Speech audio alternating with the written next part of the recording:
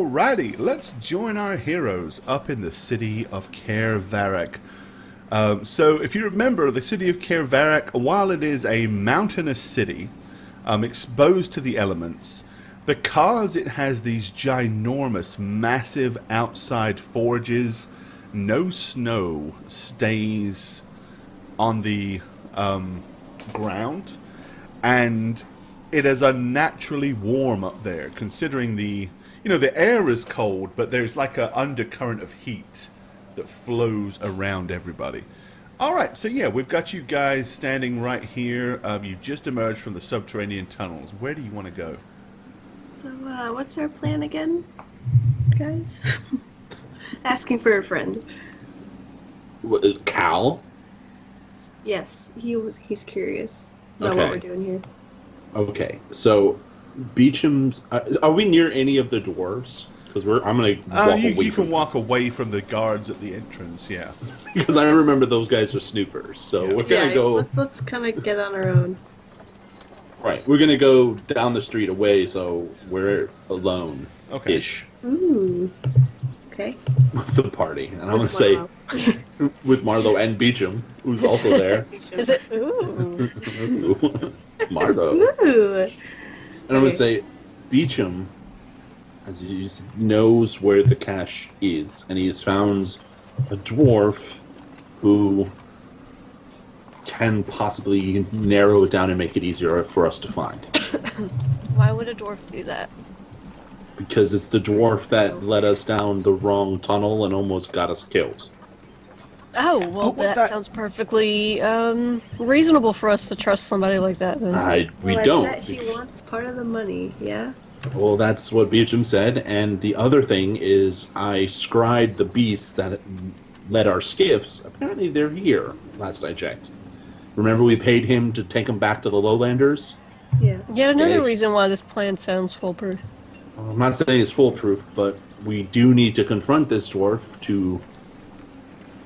Well, because he almost had... if he is an untrustworthy son of a bitch, he did almost kill all of us. And we should probably deal with that, if anything. Confrontation. As I said before, we shouldn't start confrontation with him until after we've gained what we need from him. Right. So we go there and we say, well, what's up? Like nothing is wrong. And we see how surprised he is. And based on how surprised he is, will probably tell us how diabolical, untrustworthy he is, right? I am great at this. Because if he's surprised to see... Well, yeah, but that's the plan. So we're gonna clear the cache. Okay. The idea is to get the cash to pay off the Jarl, yes. Okay. Let's go find him. Where is he? Do we know? He's in the Delving Inn, right? Delving in? Alright. So we're gonna be delvers after all. We gotta delve to get the money. Yeah. Right. Marlo, maybe one day we can delve by tradition here. I don't want to do it personally after what we just went through with the tomb. I kind of like being alive, and we almost weren't. I bet there's 25K. How is looking for this cash going to be any different from delving? Isn't that the same thing? Well, one has projected returns, the other has projected death. No? I don't think those who delve make a lot of... Or do they, Beecham? Wasn't delving the same thing? They go and they mess around in the caverns to find treasure. That's what we're planning to do. Well, you kind of get lowered in, right? On some kind of rope into the darkness. Yes, from what we gather is the uncharted caverns beneath Cairnemoore are particularly dangerous and lethal, and very few people ever come out. Although there is rumored to be potential wealth there. Right, but the cache is just lost, so it's not necessarily... Yes, the cache is just a hidden there mine. Might not be a monster way there. up high in the mountains that nobody has been able to locate for centuries. So it's probably completely not surrounded by death and destruction, which is why nobody's found it yet. Well, good thing we're good at destroying death and destruction. What? That's true. It's reasonable to expect that some things may have moved into the area, but I'm sure it's way safer than delving into the Undercity. Besides, Look the at Marlowe. Undercity is only promise of wealth. This is potentially a guarantee of such. Yeah, it's a legendary cache that we've heard of. Oh, I From can you. assure you it's real. It definitely exists. Okay. The drugs are bad, okay? Let's go to the delving in and see if we can find this guy. It says And- very well. Be pleasant with him, I guess. Even though he did technically try, all these things. But Well, yes. Even if we don't believe him, we need to give him the illusion that we do. Alright, let's... Or, if you'd prefer, I could go and root him out and bring him to you so that you don't scare him off as soon as you walk through in case he feels like, oh crap, they're here to get me. Interesting. but if you go in there, he knows that you were with us, so he'll know that we survived. So why would he come with you to lure him out? Well, I think he's more likely to trust me by myself than your foreboding 6'4" monstrous priestly individualness and Well, that just shows how stupid he is, because we all know that the real threat is this one. I'm going to point at Marlowe, well, yes, but who's like 5'2". I mean, whatever you feel is the appropriate thing to do. I'm just worried that he may see us all en masse and bolt. Okay, so Alright. He's Just bring him admitting over that he here, did then. something wrong. Yeah, bring him over here.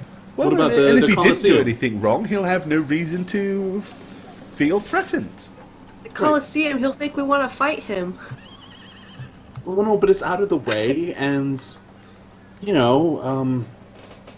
don't want to have this conversation with other dwarves possibly listening in, right? So, Well, that is definitely correct, yes. Yes, the rest of the dwarves here do not need to know what we're doing. Alright. Bring him there. We'll be around on the entrance. He says, very well. Do you want me to fetch you anything? You want me to bring back any Tea! hot tea or possibly some And a mulled bisque. wine or anything like that? You guys just want to go straight for the cache. You don't want to try to tell the dwarves what's going on.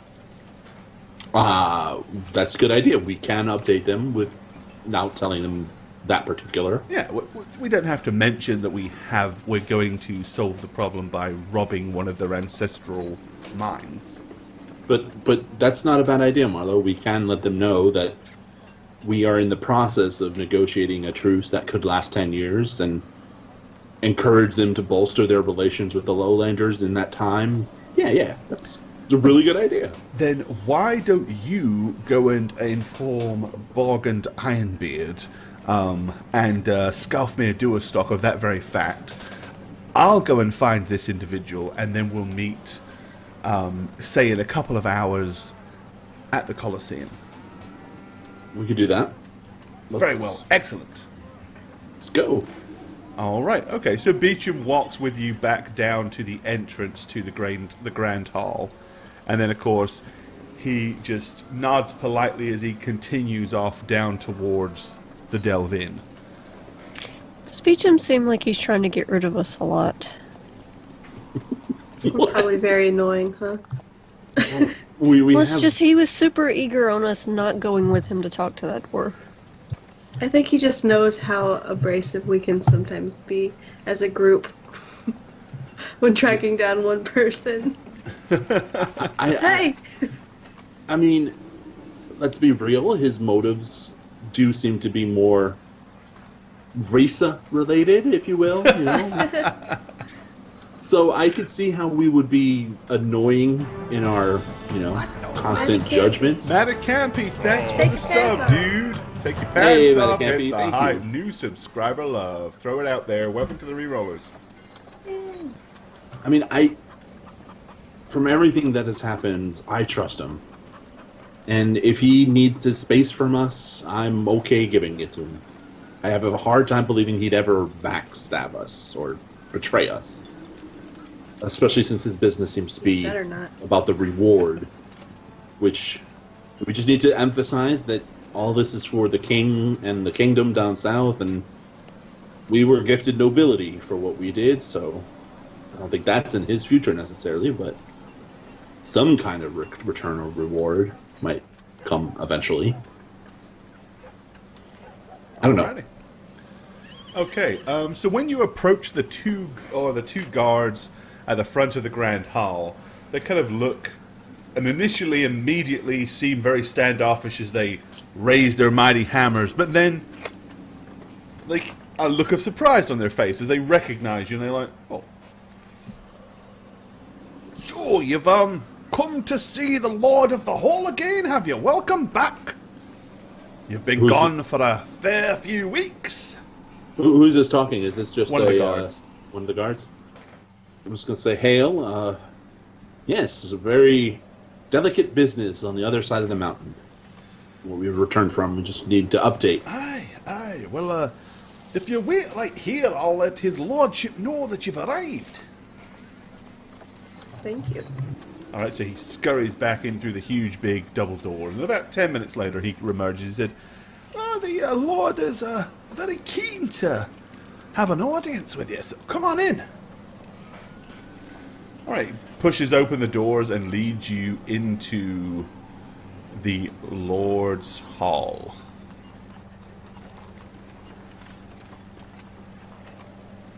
Alrighty.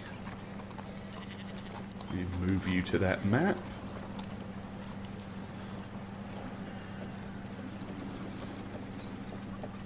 Oh, we're all right where we should be. Yeah, apparently you've already made your way up the... We just ran towards him. And Beecham is a teleporter or something. get out of there, Beecham. Alright, okay, yeah, so you get back there. Let me rearrange this slightly because he's not there. Okay. So as you walk in, you can see the raised dais. His lordship is sitting on his iron throne.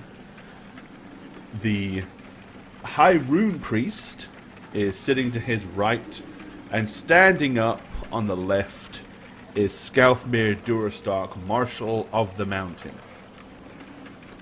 So you walk in. As soon as you do so, the Lord of the Hall, Burgund Irongeared, gets up, walks down the stairs to meet you in person, and as you approach, he extends his forearm for a hearty forearm to forearm grasping handshake. I'm gonna Ooh, punch him in. Ladies? I'm gonna punch him in the head because and he's shorter than me. No, I'll grab his arm too and shake it sturdily. He says, welcome back to the Great Hall. Thank you. Oh, it's so good to be back. So Sir. when Yes, last we we miss met the you warmth. on your way to see those Valkyrie fellows. And we did meet them, indeed.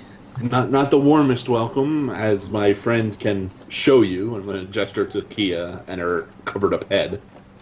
But But were you able to avert the potential problem? Your lowland pets, as it were, that were in grave danger of being butchered and massacred by those very, very aggressive Valkyrie. You managed to stop that, did you? we are in the process of stopping it. Our adventure there revealed to us that their lands had been blighted by something unnatural, and because it was against their religious beliefs to investigate where we had to investigate, they sent us instead. And we think we routed out the evil that had festered in their tome and poisoned the lands, which is the reason for their need and want to go south and pillage and raid. Oh, so you don't think that they're likely to do that now, then? They're easy to placate, but we are making our rounds, updating everybody on the situation. We are confident we can get it all sorted. At least give them... The hope is at minimum 10 years of peace between the Valkyrie and the Such a Lowlanders. short time. Well, At least we'll have 10 years of potential trade with the lowlanders before they all get massacred then. And time for the lowlanders to perhaps teach themselves to defend against such an attack. Preparation. 10 years is time to prepare, especially for us humans. We can get a lot done in 10 years. They can do an awful lot of breeding. Yeah. From what I understand, the lowlanders are not short of a sword arm, they're short of numbers. Yeah, there'll be a lot of 10-year-olds ready to fight. Well, but 6-year-olds will be 16 and 8-year-olds will be 18, so there is that. Of course, 60-year-olds will be 70. So let's hope that they have bred a lot more recently than they used to. Well, you never know. Maybe you guys will become best friends with them in time. I doubt that very much, but at least we're on the right track for some sort of amicable trade agreement. Providing the pay up come summertime. Well, that is still the plan, and we're actually, we're going to return to the Lowlanders after visiting here to make sure that they are still keen on that word, as well as update them to the situation. Well, good. Well, welcome back to Cairnemoore, dwarven friends. We hope that you find the city to your liking once again, and help yourselves to all the hospitalities of the dwarves. Coming back to the city was... Yeah. Thank Sure you. We will. I'm so glad to be back, not the snow. I'm sick of seeing the snow, so it's nice to see streets that are not covered in the winter. Aye, the forges are burning bright as usual. Has anything happened that we should know about in the couple of weeks that we've been gone? I mean, obviously Not that's turned really, into just us. Normal dwarven politics, nothing to worry outsiders like yourselves. Fair enough. Thank you for seeing us so freely.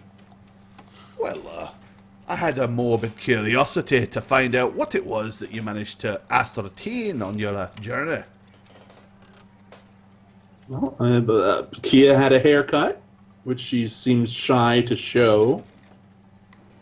I just gonna side glance at Radovan like, why are you trying to get me to show him my hair? I'm not putting my hood down.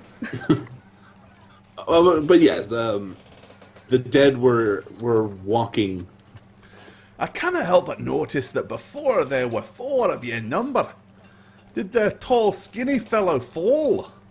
Did he perhaps meet his end up in the harsh northern mountains? He's enjoying his share of drink at the Delving Inn. Oh, he made his way right to the tavern. Oh, well, I cannot say I blame him there. Yes, he is doing just fine, sir.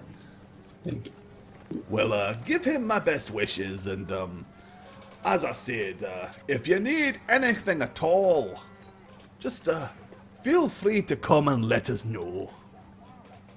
Thank you. Will do.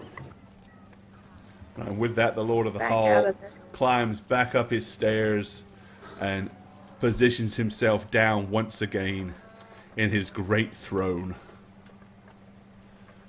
I'm gonna bow.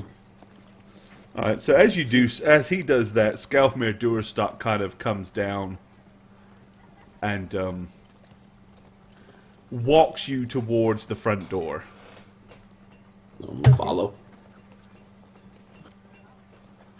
Alright, so as you head down through the center, he looks at you and he says, So I can trust that we do not need to worry about any potential conflicts then? That me and my dwarven regiments don't need to expect to be called into action anytime soon? That's what we're trying to prevent. He says, well, good. These lowlanders of yours, I know that Burgund Ironbeard has entered into a trade agreement, but I still didn't want to see a single dwarven life lost in their defense. Well, if all we can get for now is 10 years of peace between the two, that is something that I am willing to fight for on everybody's behalf. That doesn't mean that, if I get what I want with the 10-year deal between the Valkyries and the Lowlanders, it doesn't mean I'm just going to not keep an eye on this situation or assist in future preparation or extending it at a later date. Good, good. Well, I'm glad to hear that. I'm not too keen on the weather, but I would come back up here if it was deemed absolutely necessary. Because the well-being of the Lowlanders and yourselves, it means good news for the Arconians to the south. As far away as they are. In regards to the weather, did I forget that you're in the harsh winter months? It's not as bad 5 or 6 months from now. Is it still snowing 5 or 6 months from Well, now? this high up it does tend to be, yes, but it's a few degrees warmer. Great. I look forward to that then. Alright, okay, so he kind of escorts you out the door and closes it behind you as you leave out of the main hall back onto the streets of Cairnemoore. Okay, so from there, where do you wish to go? Coliseum? Just wait. Everybody being so weird. Shammy Ren, thanks for the resub, buddy. Thanks, Shammy. Spam your pants off and hit the hype. Hey, Shammy, thank you. As we're walking back to the Coliseum and Marlo says that, I'm going to look at her and say, what do you mean? They just seem... I mean, they weren't unfriendly to us before, but they just seem... I don't know. They didn't really seem like they expected us to come back. I would probably be the same way, honestly. If I watch people travel to the Valkyrie, I wouldn't expect me back either. I mean, we are dwarf friends to them, and they basically told us that we were in for a tough journey and possible death, and lo and behold, we're back and seemingly fit and okay. I would be surprised too. Yeah. I mean, unless they know something that we don't, which is obviously clear, but whether it pertains or relates to us. That's nothing new. People always know stuff we don't know that they're not sharing with us. But I mean, if we were in any sort of trouble with these guys, they would clearly not go through these motions. They would just get the answers they'd approach us and... Yeah, just like they did with the Oathbreaker. Still the Oathbreaker. Wow. I'm just going to sit down at one of those places that you could possibly sit down at the Coliseum. Okay. And just wait. Alright, so you're just going to wait until Beecham shows up with his dwarven quote-unquote guide? Yeah. Alright. Well, about an hour and a half passes, and Beecham does show up, but he's by himself. Good signs. He Good enters things happening. he comes in through the main doors, and you see him looking around, and then he's like, sees you sitting up on the bleachers and hustles his way over to you. Shammy Rain, thank you for that kind donation. If you left a message, we will read it properly here at our first break. Thanks, you buddy. Thank you, Shammy. Oh yeah, it's a new month. So, yeah, everything Wait, resets. no, it's still November. Liar. Tomorrow is December. Well, not in the time zone that the bot is created in. Oh. Oh, So it goes by bot time zone. So Shammy Ren, thank you very, very much for that. Well, Shammy, thank you, man. That's awesome. Thank you. And as I said, we will read your... I'm sure you left us a note, so we will read it here in just a moment when we go to our first break. So he says, I did manage to locate the fellow, and he was somewhat surprised to see us return. So I diplomatically asked him and quizzed him about the circumstances, whether he successfully managed to deliver the skiff to the lowlands. Diplomatically? Well, I didn't want to be accusatory. After all, Radovan did say that he knew that the skiff had not in fact been delivered, so rather than say, "Hey, you, I know you didn't do what we asked you to do," I just merely said to him, "How did the delivery of the skiff go? Was it successful?" And he awkwardly said, that he was unable to find anybody to accompany him and didn't feel comfortable going alone, so he was waiting for his uncle and brother to return from an expedition, and he was going to take it there in about a week to 2 weeks' time. I will be honest, I do think, quite honestly, he was probably lying to me. Well, yes, Beecham, because when we made the deal, I seem to recall he said he knew someone who would do it for him. Yes, well, when I mentioned that, he said that they reneged on the deal and he would have to do it. He was going to have to do it himself. He was going to do it himself. Needless to say, I think, and not being the best judge of character, you understand, but I think it was more the fact that I don't think he was out to screw us so much as, quite honestly, never expected us to return, so thought the whole deal was kind of a moot point. But, well, that's if he indeed sent us to our deaths by telling us to go left. Well, and I did question him about that, and said to him, we did exactly as you said and took the left. And when I said that to him, he seemed to ponder for a moment and then said, "Perhaps I was mistaken. It's been an awful long time since I've been down in those halls. I seem to remember that going left was to where the mine carts were, but maybe that wasn't the way out. Maybe that was just the way." In any case, look, do I feel like the man is 100% trustworthy? No, I do not.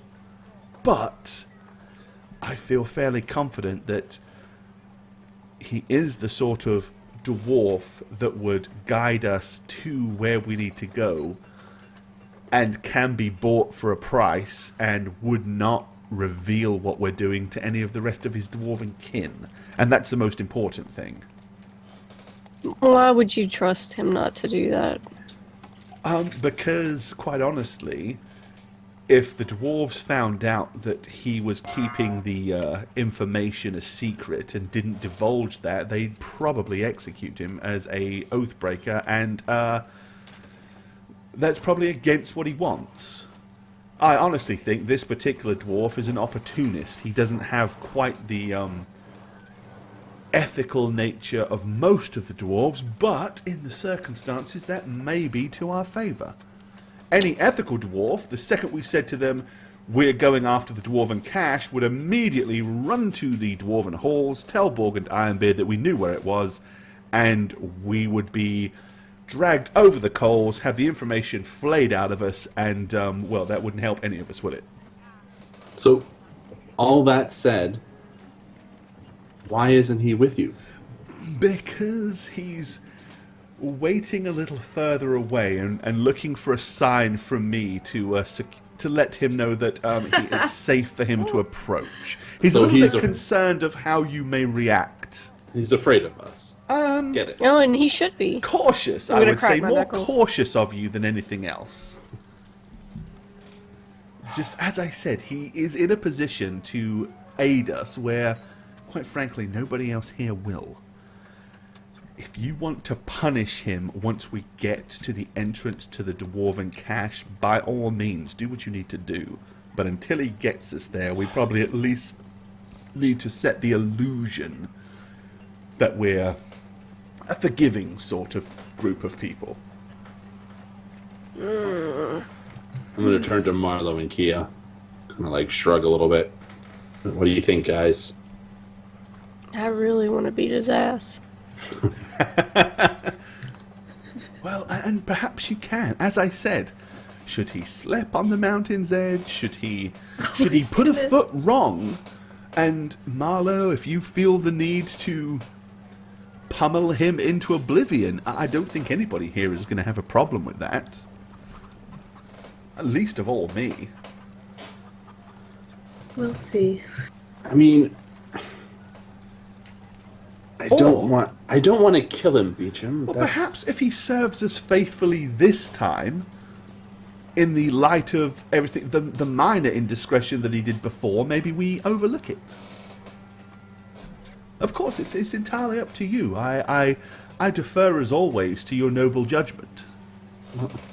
Noble judgment. I'm going to look at Marlowe and smirk a little bit.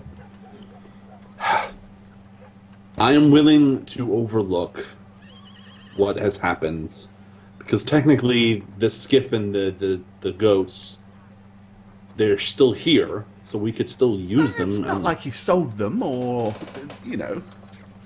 stole them. He thought we were dead. Right, exactly. Because of what he did.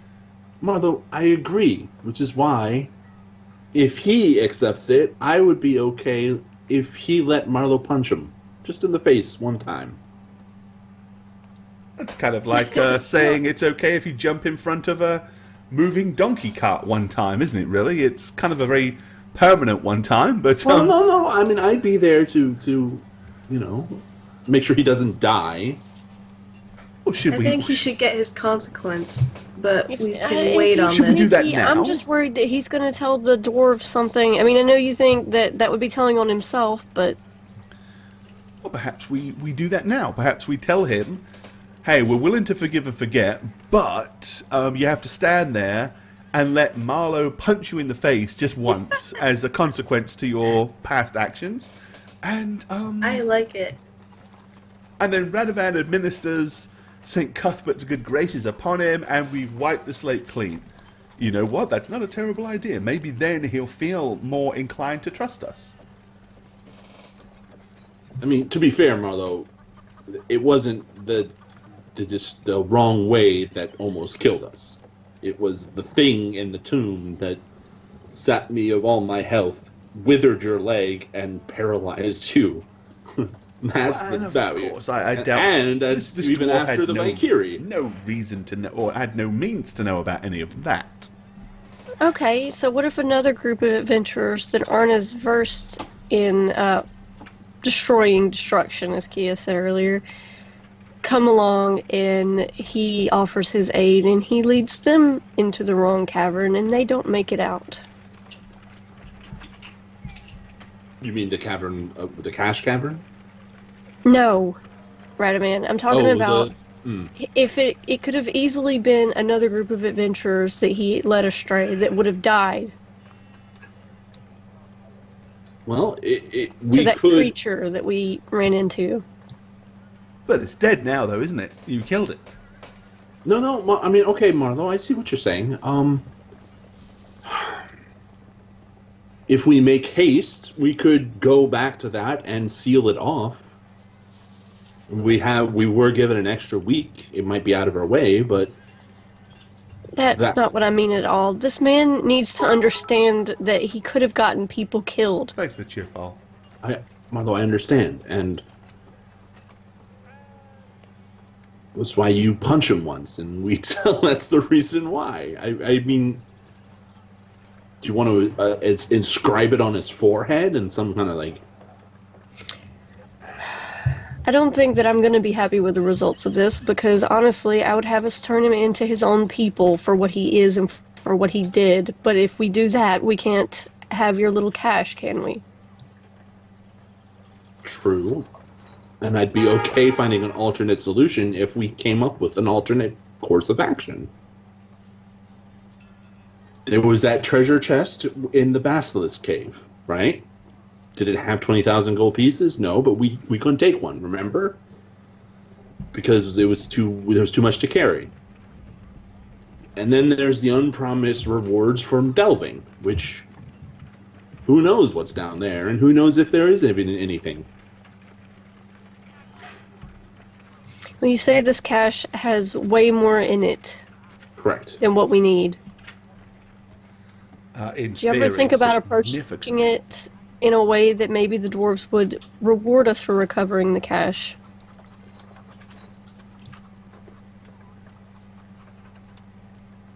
I'm gonna look at Beecham for that. Like, would they ever?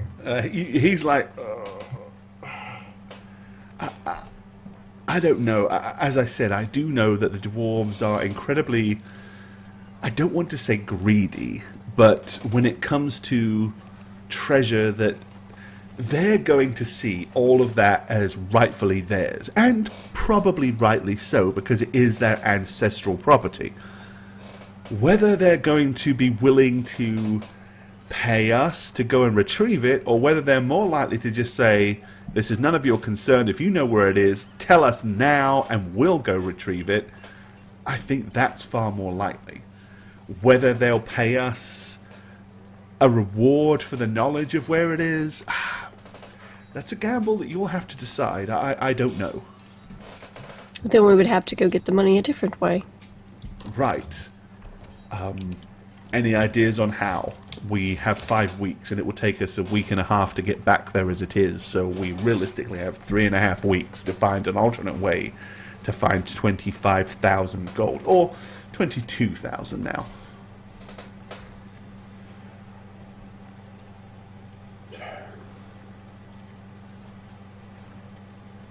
Marlo, I honestly think this is the best that we can possibly do given the situation. And I don't like it either, but I also kind of like having an ace in up our sleeves regarding if and when the Valkyrie are going to start becoming aggressive again. I just don't like making allies with somebody and then immediately doing something that would basically say that we don't deserve their trust.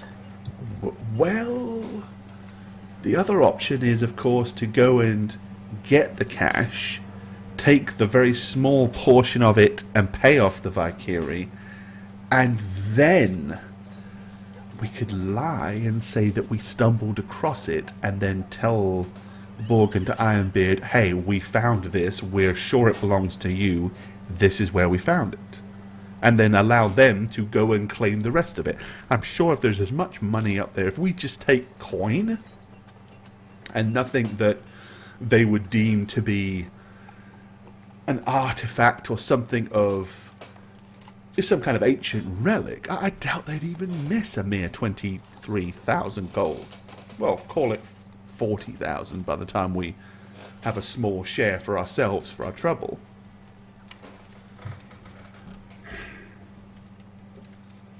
What do you think about that, Marlo? A little white lie? I'd rather not lie at all, so take the money and then tell them what we did. Well, there's that too. We have to pay them back, then we have to pay them back, but at least maybe we'd have more time. It's better to ask for forgiveness than permission? Is that... I'd rather ask for permission, but Well, we don't have much time. Well, and there's that option too. Pay off the Valkyrie and then come clean after the fact, even if we're all executed. At least the Lowlanders and Arconis will be safe. for 10 years. Well, as I said Don't remind me before, of the time frame. if we acquire plenty more wealth, maybe we can buy extra years. 25,000 buys us 10 Right. years, maybe 50,000 buys us 20. We have options for sure. I think it would be stupid to tell the full truth. At least right now. I think it would be stupid just in general to tell the full truth. I'm okay lying for this little thing to unfold in the best way possible. For us.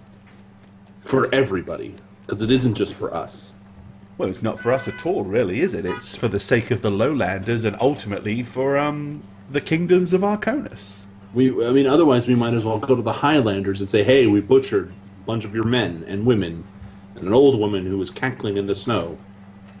Who would that be for? Oh, yeah. I don't see... This is not for us. None of this is for us. So... I don't want to do any of this, really. But it's something we have to do.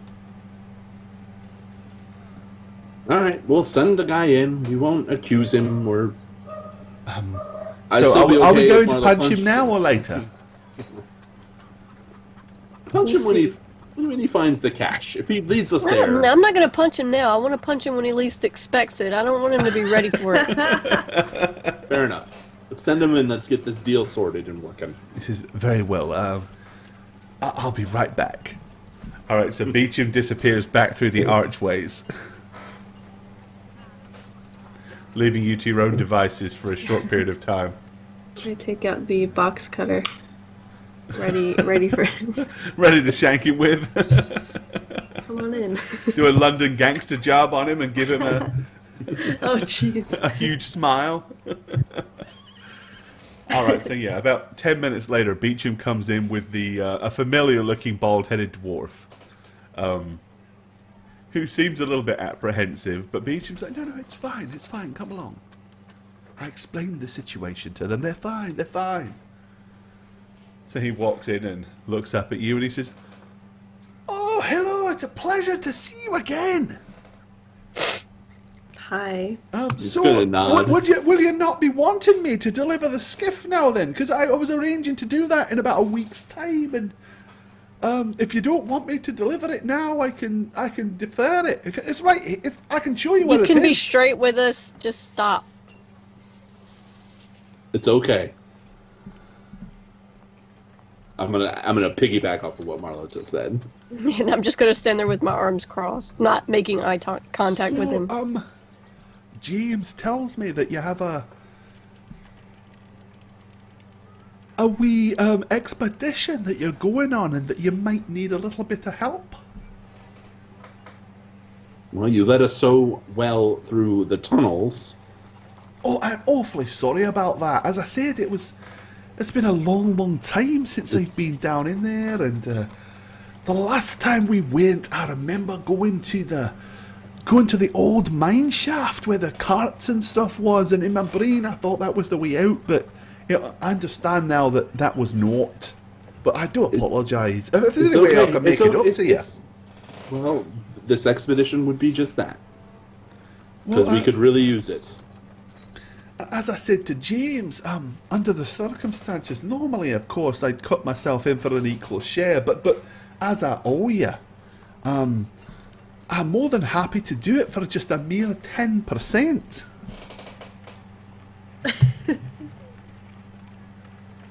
10% of everything we find? Well, well, everything we can carry, of course. James has not specifically told me what exactly we're going after, but he did mention that it would be a incredibly lucrative deal for all concerned. You see, he wanted to know about certain landmarks if I knew where they were, which I do. And it would appear that James knows if he can find those landmarks, he knows how to find whatever it is you're looking for from those landmarks. But of course he's got to find them in the first place, and that's where I come in. And these landmarks, how far away would you say they are from here in terms of travel time? Well, a couple of weeks, and a lot of climbing, and some very hazardous and hostile terrain to travel. So nothing a skiff would help mitigate. Oh, no. The skiff would be more than useless to you after a few days. Happens to be, very non-skiffable terrain, as it were.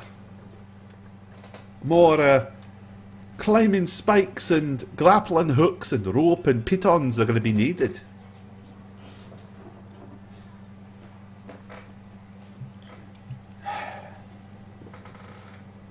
Well, seeing as you almost got us killed, I think it's fair payment that you show us these landmarks, and then maybe we'll give you 3% of everything. 3? Will we compromise at 5 then? 5 seems a bit more of a equal and round number. And look at Marlo. After all, 5% is an incredibly small amount, leaving 95% for yourselves. You could have gotten a lot of people killed. if you let anybody else into those other caverns. Well, quite honestly, nobody else has been stupid enough to want to go through them. It's not like it's a regular occurrence that I lead people down that way. Just so happens that you wanted to go and I knew the way. Or approximately the way. Yeah, what a great opportunity. Take the 3%. It'll be a lot. Give me a diplomacy check. Dang it, I hate these. Okay.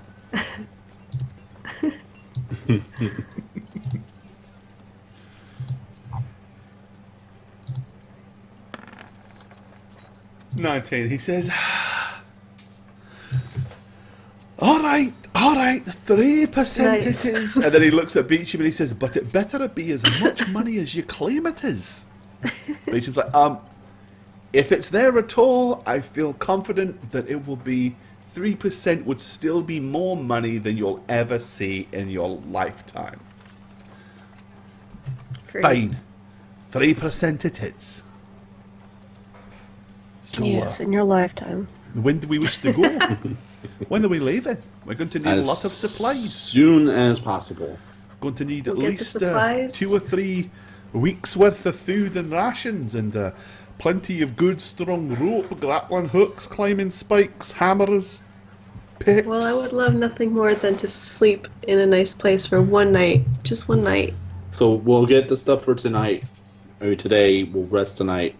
We'll head out first thing tomorrow morning. Well, it sounds good.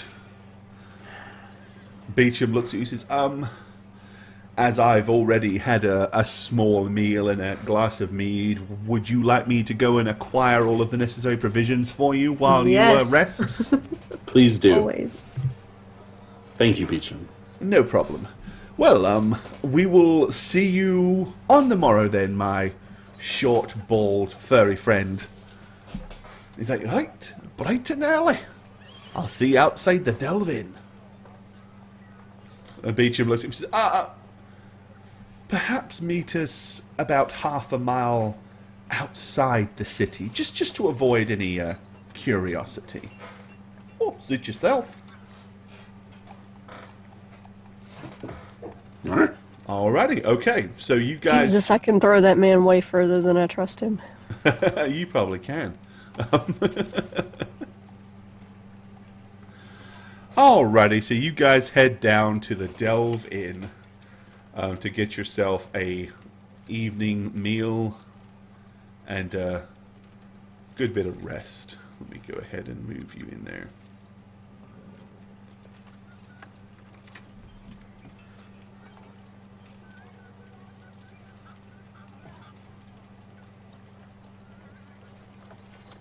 Huh, I just noticed that Roll20 doesn't want to resize properly today. Oh well. Alright, okay. Let's move you Thank you, onto that Steve. map.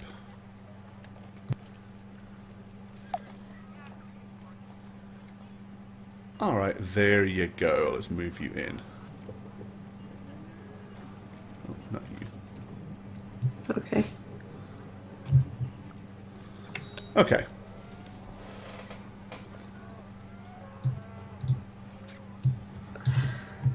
When's the last time we actually slept somewhere nice? Oh, it's been a while. It's been a long while. Yeah, Yeah. it's Lot of probably, honestly, the last time we were here. Wow.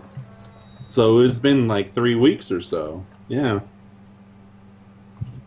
It does feel good to be in a safe space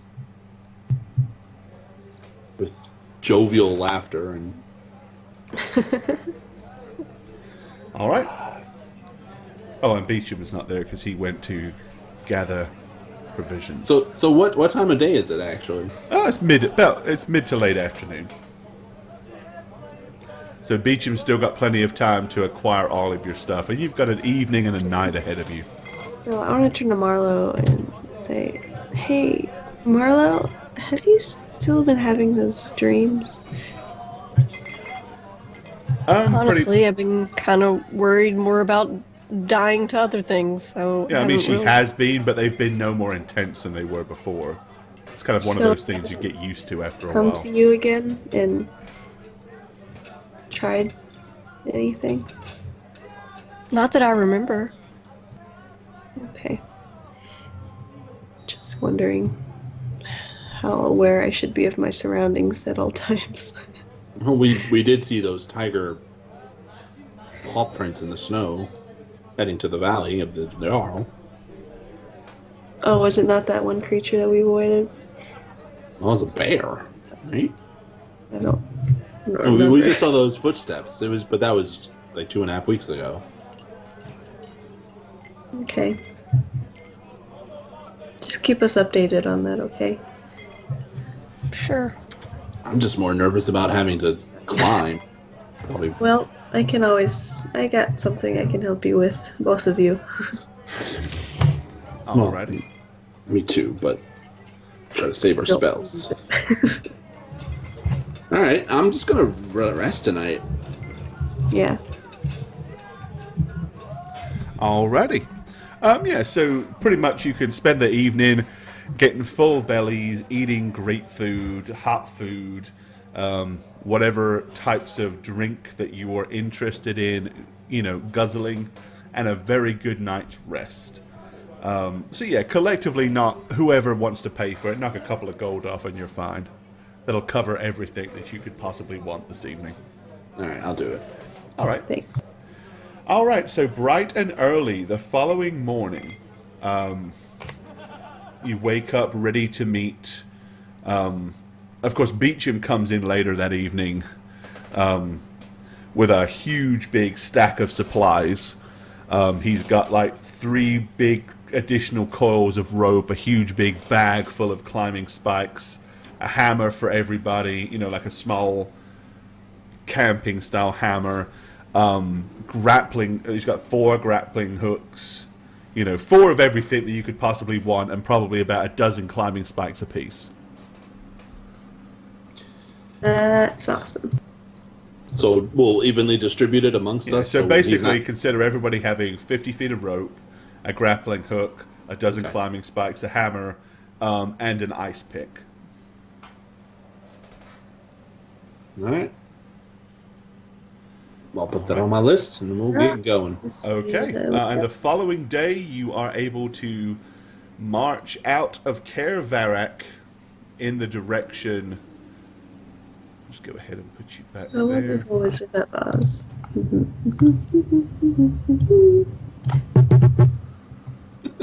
boom, boom, boom. To you as well.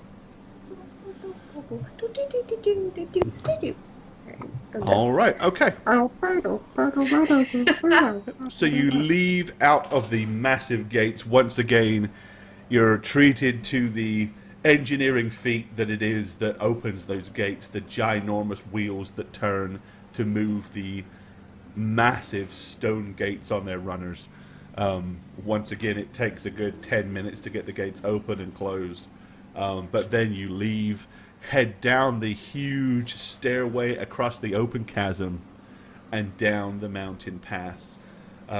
As promised, about half a mile, probably just a little more than that, you find a warmly wrapped dwarf carrying a huge big bag over his shoulder.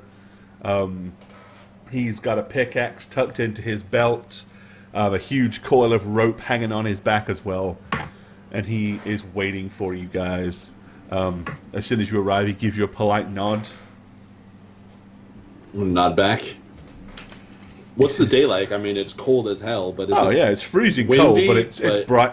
It's always fairly windy up here. It's not as windy as it has been, but it's enough that the wind is hitting you in the face, and once again you're having to squint to avoid your eyes freezing over and the snow continually blasting you in the face. let's make haste. Alrighty. And down the path you head, and along into the western parts of the mountain. And that is as good a place for us to take our first break. So, if you have any questions, now is the perfect time to ask them. So here, basically, We're going to fast forward 3 or 4 days worth of travel over terrain that you've been familiar with. You're heading past the frozen area where the waterfall was, and then heading north up into the less charted versions. Right now, you are still following what seems to be a mountain path. You know, you're still kind of working your way through the lower regions where it is normally transversible. I've got to do a little bit of shuffle and move to get you guys to that. A lot of map changing. Yeah, because it's a long way away.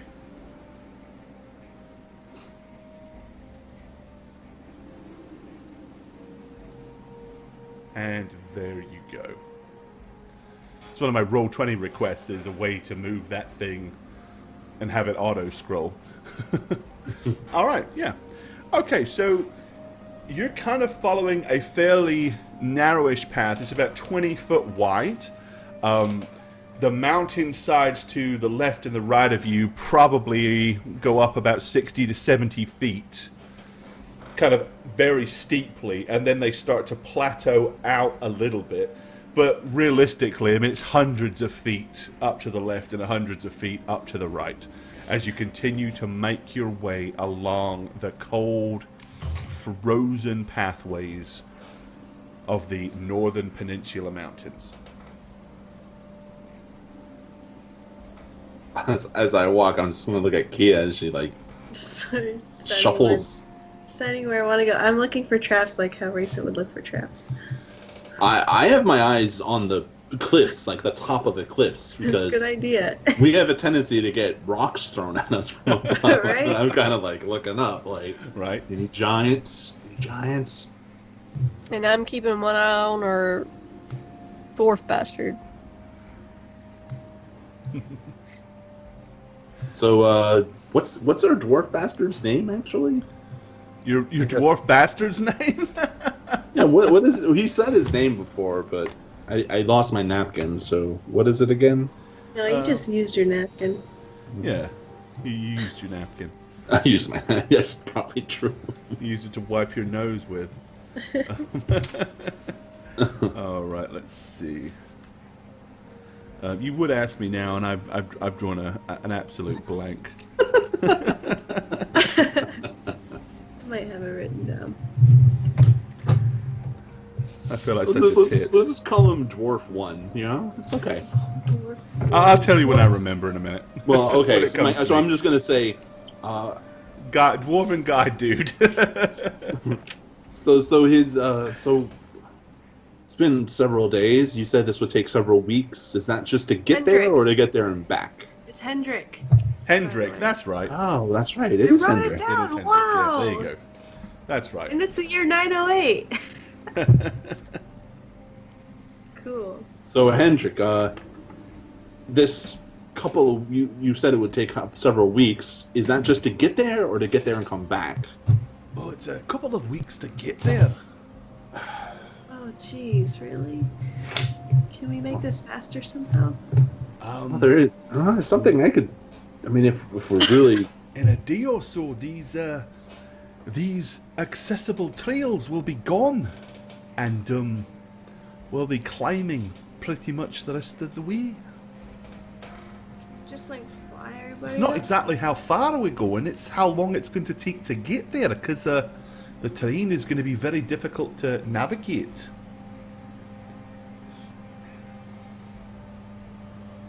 I'm just going to ponder this as I continue forward. I mean, there are things I could possibly do to speed us along. It just never, it kind of defeats the purpose of my cause, my faith. Just. Wait, of your faith? Well, yeah. I mean, I serve Cuthbert. My job is to travel around and right justices, right wrongs, and. But why would he give you Triumph a of spell evil, and that means you. Why would he give you Sorry. a spell that would help to help you? Why would Well, he? it's a spell that allows speed and efficiency. What? Let's use it. That kind of is my point, Kia. What? What if up ahead there's an evil group of dwarves attacking a little child, and we use the spell and skip over them. I'm not exactly fulfilling my purpose. Why wouldn't we see them? How fast are we going to be going? Oh, that's really fast. Really fast. Yeah. Sorry, I kind of like walked over you. And Yeah, just step on Kia, crunch, crunch. But see, that's kind of the point, Key. Is like, Can we just do it to where we could pass by, and if we see something, stop it? theoretically. Is it really that fast? Like, is it just gonna be a blur? I'm not gonna say anything as I keep going. I'm gonna kind of like give Kia a sidelong glance and then shake my head very subtly and then keep walking. Okay. All right. So you're going to carry on following this path for a good period of time. Probably another 3 or 4 hours of travel. We go ahead and move you along the map then. All right. It has begun to get. You're still kind of like following the path, but you're starting to notice that it is becoming increasingly rougher. It's not as smooth. I mean, there's still a lot of snow, so you can imagine without the snow being here, it would start becoming difficult to traverse here. You're also noticing that there seems to be periodically more and more rocks seem to be falling naturally down the side of the mountains, like the weight of the snow up here is, you get that feeling like too much noise could be a bad thing here. Oh, yay. Oh no, no fireballs. Oh, come on. Do a fireball just for fun. So Beecham, what's this first landmark we are looking for? Well, the first landmark we're looking for is really a landmark. I know where it is. I'd rather not say. Okay. No offense to anybody here. It's not that I'm trying to be skullduggish, you understand, but,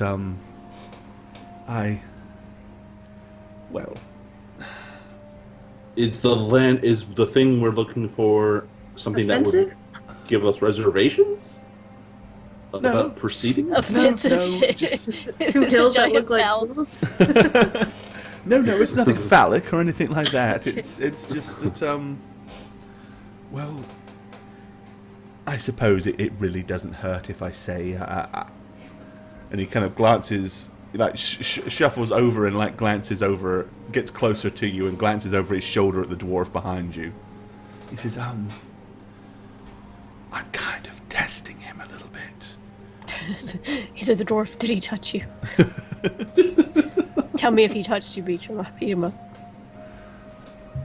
He says, the first I see. landmark that I'm asking him to take us to is kind of irrelevant. But I know it's on the way. It's more that if he takes us there, then I believe it's feasible to expect that he might actually take us to the next one without turning us wrong like he did before. And all of this would be in the same direction as we're going, right? Of course, So- yes. Oh, yes, I wouldn't take us completely the opposite way. No, I believe you. It's quite clever. So, okay. All right, well, as you're all having this little huddling discussion, everybody give me a listen check. Okay.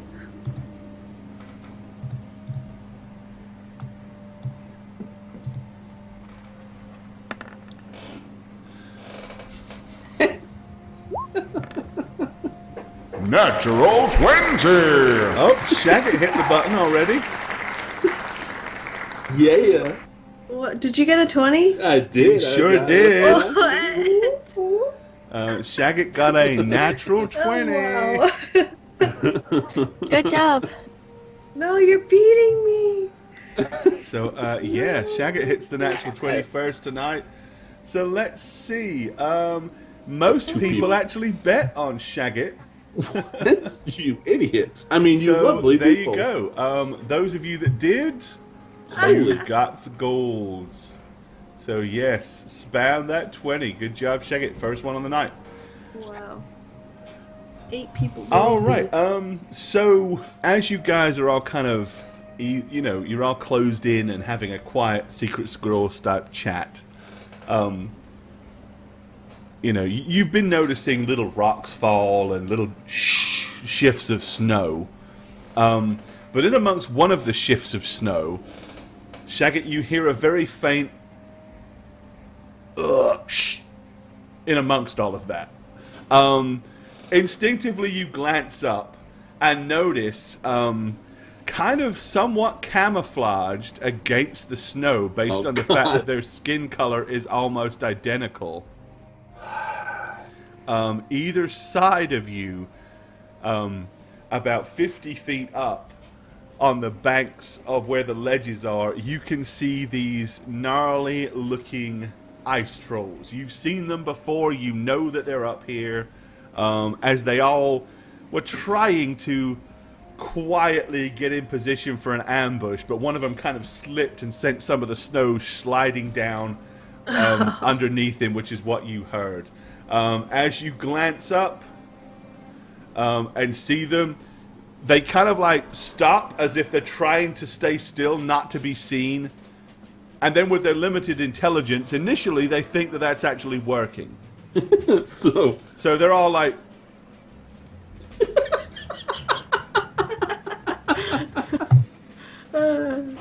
But by now, you know, when you guys see Shaggy like look up and stare, naturally your eyes are all drawn to there and you can see them as well. So I'm immediately gonna cast a spell. Okay. Seeing, you know, I'm not gonna say get ready, let's go, but I'm gonna cast a spell which is gonna affect everybody. Okay, what you casting? I am casting Repulsion. An invisible field surrounds you and prevent creatures from approaching you. You decide how big the field is at the time of casting. So, how big do you want the field to be? So I want it to be pretty it's 50 much feet up. So as the crow flies, it's probably about 75 feet to the trolls. Yeah. So I'm gonna do like 80 feet. You know. So you're going to create a bubble around you for like 80 feet? Yeah. All right. Okay. Any creature within or entering the field must attempt to save. If it fails, becomes unable to move forward for the duration of the spell, repels the creature's actions in other words. So basically, each troll has to make a saving throw. And every person, if they want to go towards me, has to make the same saving throw. Which is kind of annoying if anybody wants to get closer to Radaman.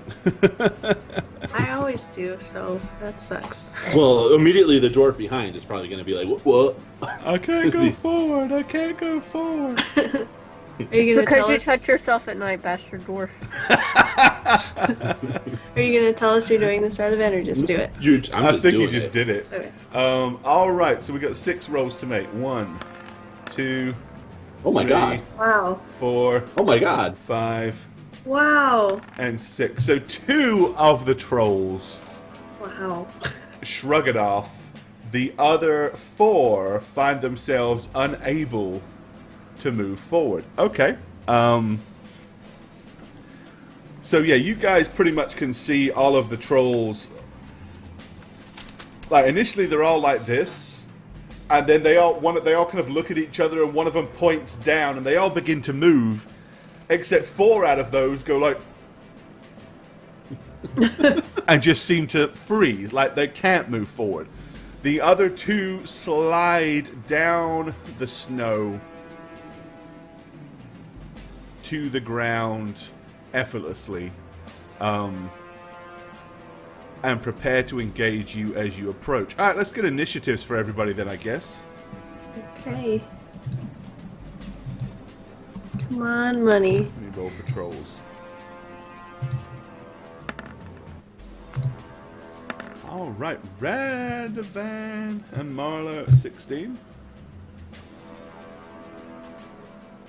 Kia is 16. Marlo is 17. Alright, James, where are you going? James is going at a 11. And your dwarven friend is going on a 6. Alright, okay. So Radovan does that. As soon as he casts that, the trolls come crashing down into action. The two that make it there charge forward, blasting through the snow effortlessly towards you. As the first one arrives in front of Radovan, the second one in front of Kia. Alrighty. Alright, let's go ahead and get some trollish action in here. Yay! Alright.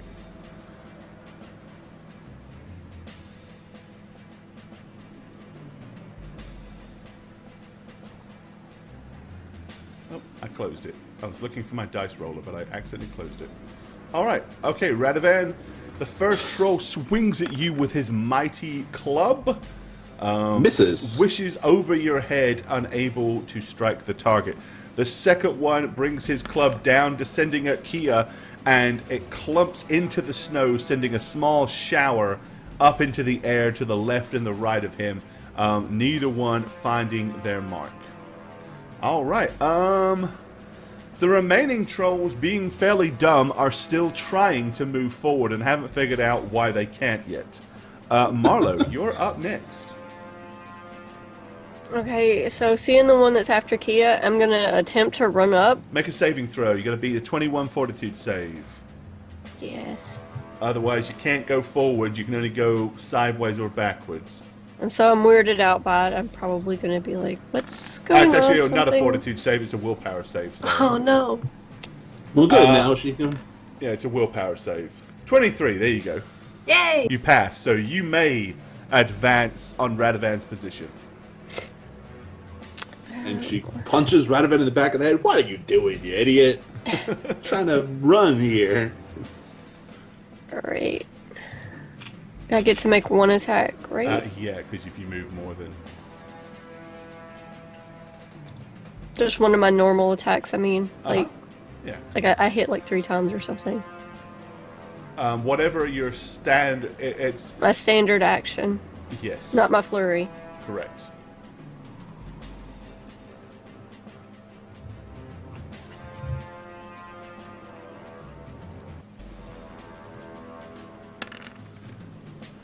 Alright, 2 hits for a total of 20. Alright, so you run over, left hook, and round kick the troll, doing 20 points of damage.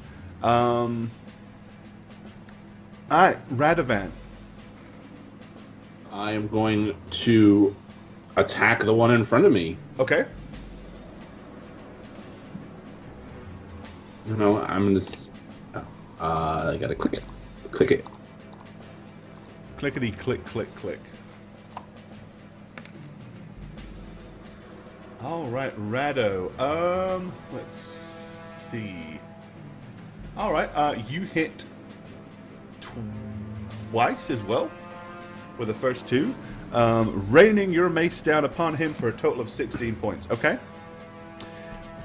Kia. From where I am, I raise my hands and I cast Summon Monster 7, a huge fire elemental right behind them. Oh, you want a fire elemental. Okay. Oh, for Oh. sure. Alright. And am I still in, I'm gonna back up 5 feet here. I'm gonna roll initiative for them. They have a good initiative. Or for him. But I'll go ahead and do an attack with him on. Alright, so his initiative is going to be a 22, which will actually put him at the top of the order. Okay. Alright, so he appears behind the 2 trolls in a... Do one attack there. Oh, wow. Damn. All right. What's he doing? Is he hitting one troll or one each? He's hitting one of the trolls, the one that's getting Merlot. Okay, so he's going for the top troll. Okay. So he does 2d8 plus 4 damage plus 2d8 fire damage. All right. That's Jesus. cool. Yeah, that's harsh. So there's that. And then here's the fire damage. All right, so the first hit is 14 points plus 4 fire damage. So hang on, let me do that. All right. So he immediately smashes into the back of the troll. As he does so, a blast of flames emerge. The troll screams in agony and pain and surprise and alarm. Because he totally wasn't prepared for such a thing. All right. Yeah, and that troll is significantly hurt by that. All right. Was that for all the damage? Oh, you've only rolled for because you hit both, right? I didn't know if he could do a full attack or just one attack. I think he gets to make a full attack on the round he appears because he doesn't move. He just appears and boom. Yeah, there's another attack then. And he hits with that one. Okay, there's that first damage. All right, And then- so 8 points so of bad. physical damage. Ouch. And then 13 additional points of fire damage. The fire really seems to hurt these guys. Like, it lights them up like a Christmas tree. Okay. Oh, how festive of you. I know, right?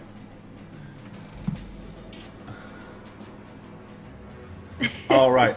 The troll basically, as the huge, mighty hand smashes down into it, you see the flames burst up over its back, engulf its head and shoulders, as it screams in agony, as it staggers, runs towards the wall as if to try to climb up, but after making no more than a couple of steps, it falls to the ground face down, in kind of like its upper Toasty. body is totally and utterly engulfed in flames, and it is dead. All right, Okay. Beecham. Technically, he's going to make a saving throw. Beecham is going to attempt a saving throw and fails, and he's like, I can't move! The trolls are using magic! They're holding us in place!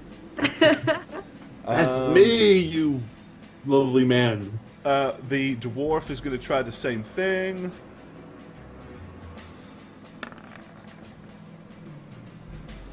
And he runs forward, he says, I don't know what you're talking about! It must just be affecting you!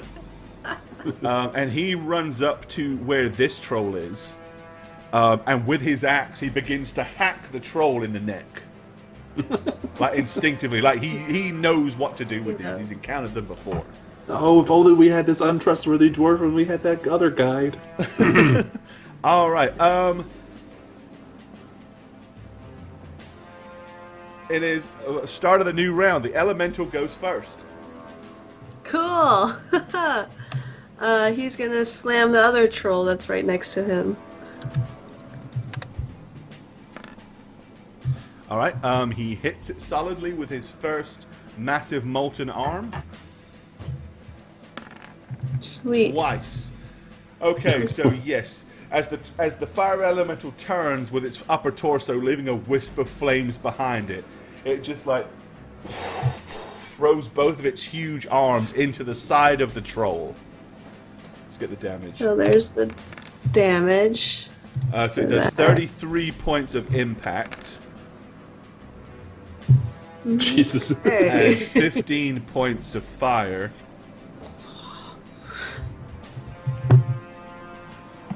All right. So the two massive blows slam into the troll. The left side of the troll engulfs in flames as it screams in agony. It like lets go of its club instinctively as it begins to like try to smack itself on the right, hammer its left shoulder in an attempt to douse the flames. Seeing this, and they're still unable to move because it's the trolls that are moving next. This troll is going to turn and attempt to flee. Radovan and Beecham may both make an attack of opportunity, as may the Elemental. So Well, technically, the Elemental will make his attack of opportunity first, because he has the highest initiative. No. This is gonna die on me, isn't it?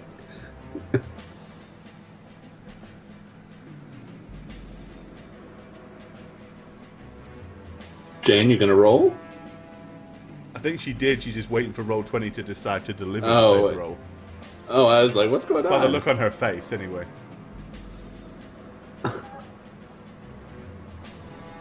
Did it not work, Jane? Is everything okay, Jane? You're muted. by the way. Oh, sorry, I'm muted. I clicked it. I guess it didn't work. Sorry. Try it again, because nothing happened. I thought you thought we was gonna roll first. That's why I was like, oh, Jane. No, Elemental goes first. Highest initiative. No, yeah. Okay, shit. Where am I? Sorry, everything's going really slowly for me. That's weird. Can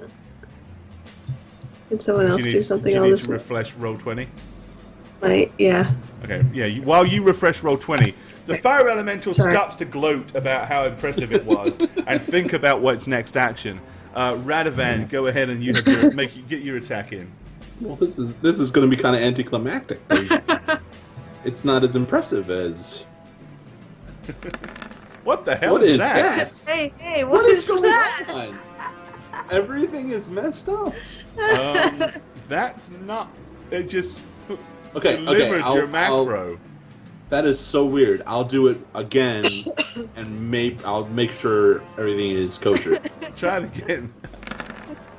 There There we we go. go. I don't know why it didn't work that first time.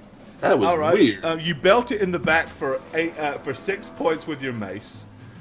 Beecham will attempt a stab with his rapier, and of course it will actually be from behind. So, Ooh. Oh. but he Aw. missed. No, he didn't. No, he didn't. Not from You behind. didn't? Um, Hey, there's my roll. it happened finally. All right, so we'll roll for Beecham.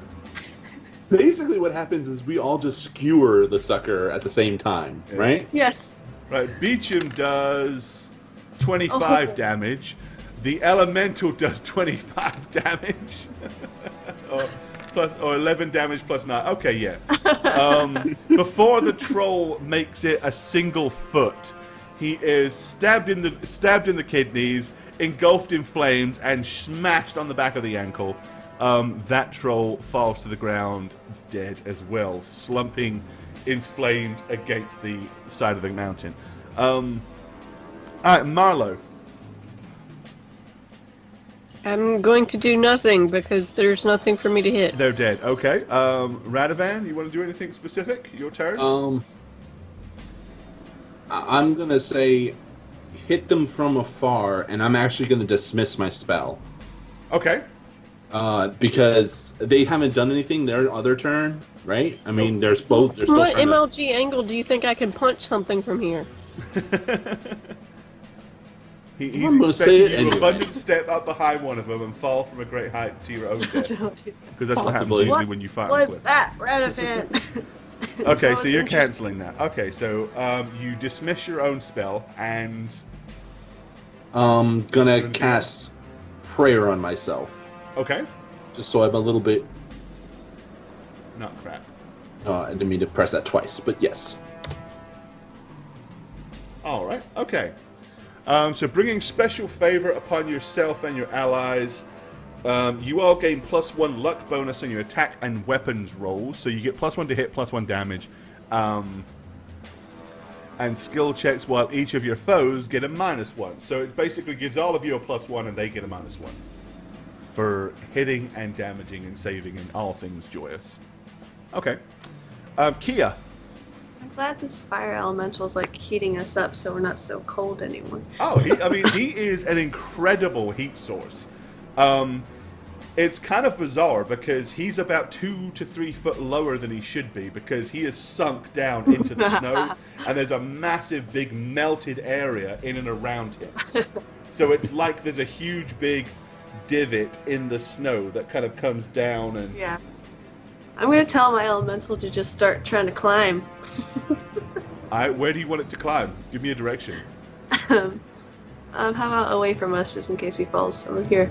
Okay, so you want the elemental to kind of go over here and start to climb up Oh, the no. sides. Alright? Yeah.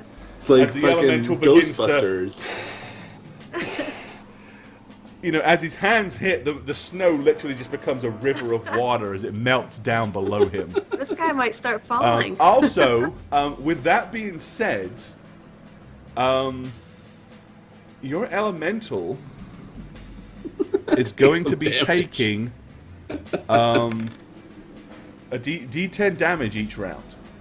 Because basically he is getting splat. He is getting doused in water as he does so. So, so this round he takes 5 points of damage from the water, from the snowy water. All right. Do you wish to do anything else, Kia? No. Okay. Beecham just takes a couple of steps back and readies himself. The dwarf hurls basically he's finished removing the head from the troll. He reaches and slings it over behind him in this direction. And then he rushes over to the next troll and begins to hack at the neck of that one. All right. God. So your elemental is climbing. The trolls, it is their turn to react. Seeing that suddenly they can move, this one has no interest in messing with that troll. I mean, sorry, with your fire elemental. And he is actually climbing up and away from it. The others are coming down the mountain as they come. No. Coming down the mountain as they come. Yeah. She'll be coming down. They're the coming mountain down the she mountain comes. as they come. They'll be coming down the mountain, coming down the mountain, coming down the mountain as Stop they it, come. Core. So there we go. I was just singing the song, man. You had to go there. All right. It pretty much takes their movement to get down. So they're going to be about here. Okay. Marlo, you're up. Okay, we're gonna dash up to this guy that's Okay. coming up behind Gia. All right. You're close enough to where you can move up to him and still get a full attack.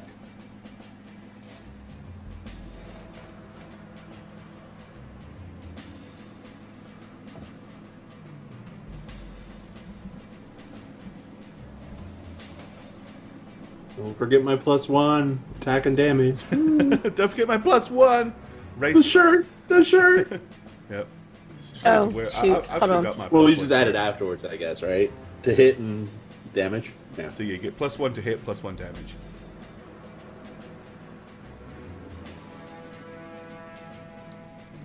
Goslings, ginger beer. Good stuff. Oh, okay. Holy. Oh, Was that a crit or something? It indeed was a crit or something. well. So the first hit is for 26, 26, 35, 46, 50. All right. Marlo just opened up a massive can of whoop ass on that troll. As it slides down, you know, she jumps up in the air, doing like a spinning back kick into the stomach. As she lands, she spins around, gives it a huge uppercut. As it stumbles backwards, she punches it in the ribs to the left, punches it into the ribs to the right, and then a massive round kick to the chin as it begins to collapse. It's dead. One round of combat with the Monk of Doom, it is destroyed. You hear bones crunch, you see limbs break as the thing just spits blood everywhere as it collapses against the side of the mountain. Utterly, unexpectedly annihilated in one foul swoop by the I attack missed of this. Marlo. It's like, Let's take the blood off my hands. I missed this. right? That's I just what we're turn talking around and about. I'm like, oh, thanks, Marlo. Everyone's like, okay, everyone just, Marlo's got this, everyone. We can all just rest now. Marlo's got this. Okay, Rado boy, it's your turn. I'm gonna move my 5 feet And can I get is it just one attack, or is it a whole... If you only have to move 5 feet, you can get a full attack. Alright, that's what I thought. So I'm going to do a full attack as it comes down the mountain. Obviously trying to emulate what Marlo just did. Probably not You as saw that, successful. Yeah, Here no we chance, go. dude. It's like, no chance. yeah, she got it. I could do the same thing. Yeah, go for it. Nope. Oh, look, you get a fumble. Alright, so you hit it for 6. Let's get a fumble result. You must recover a position and lose your next attack this round, so you lost that one. So basically, you got 1 hit. So you hit it for 6. Wow. All right. Yeah. Quite clearly not what Marlo just did. Very Nope. much not it. Very Okay, opposite. Kia, what you want to do with all that junk? I'm not attacking. I'm just telling my guy to jump off and attack this guy. All right. So the elemental turns around, kicks itself off of the side of the mountain, spins around, uses his back Maybe like foot try to land on him, even. You know. All right. Yeah, he can make a slam attack. It would. We do have a burn attack. It's like a slam attack, but Yeah. we can try to catch the guy on fire. So I'll do that Go one. for it. Jesus Christ. It's a slam attack. So Flames erupting everywhere. yes. I kind of feel bad for this ice funny. troll. I don't think he deserved it. He just wants to eat, you know? Oh, He well, wants to just, eat man just meat. give but- yourself up as lunch if that's what you want to do. Yeah, it's Good your old name. man Jeez. meat. So they must succeed on a Yeah. reflex save or catch fire. For how And I much damage? deal bludgeoning He damage. succeeds on a reflex save. Dang. I do bludgeoning damage. Still gets the Okay. bludge though. Yeah. Oh, that bludge. At least he gets the bludge. Bludgeoning for 15. Damn. All right, smash. Okay. It is. Kind of makes sense. Like, he did the slam after being doused with some water. Right? Yeah, right. So, Okay. Thanks. So let's. Oh, I forgot James. And I skipped. Yeah, Kia, that was actually your turn, not the elemental's turn. Oh, shoot. So that's what the elemental does next turn. So you did nothing, basically, right? right. Okay. More- James is going to move his distance and attempt 2 attacks on the troll. Oh. What are we doing here? Here we go. don't forget his +1. I know it, right? That's all I Giving can James a do. plus 15 to hit with the first attack. All right, he lunges forward and Oh. hits. Oh, phew. And then lunges forward with his second attack and also hits. All right. Yeah. Yeah. The beach. 2d6 Situation. plus Going to 12 town. Plus that is 14. All right. Stabbing with his Rapier of Doom, doing 24 Wow. points of damage, which ironically is a lot more than what Renovan did, really, isn't it? So there we go. That would take 4 times the amount.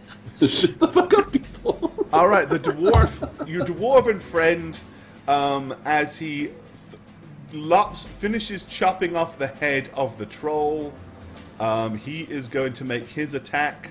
He swings his hand axe at the troll, also hitting. And More he than 6 points does of damage, too. 9 points of damage. Also doing more than Radovan.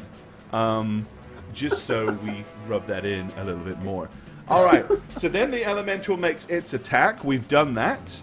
Right, the trolls. This troll, being rather surprised, is going to swing at the elemental. He doesn't want to, but you know what? Gotta- He doesn't have much of a frigging choice. It's gonna catch fire.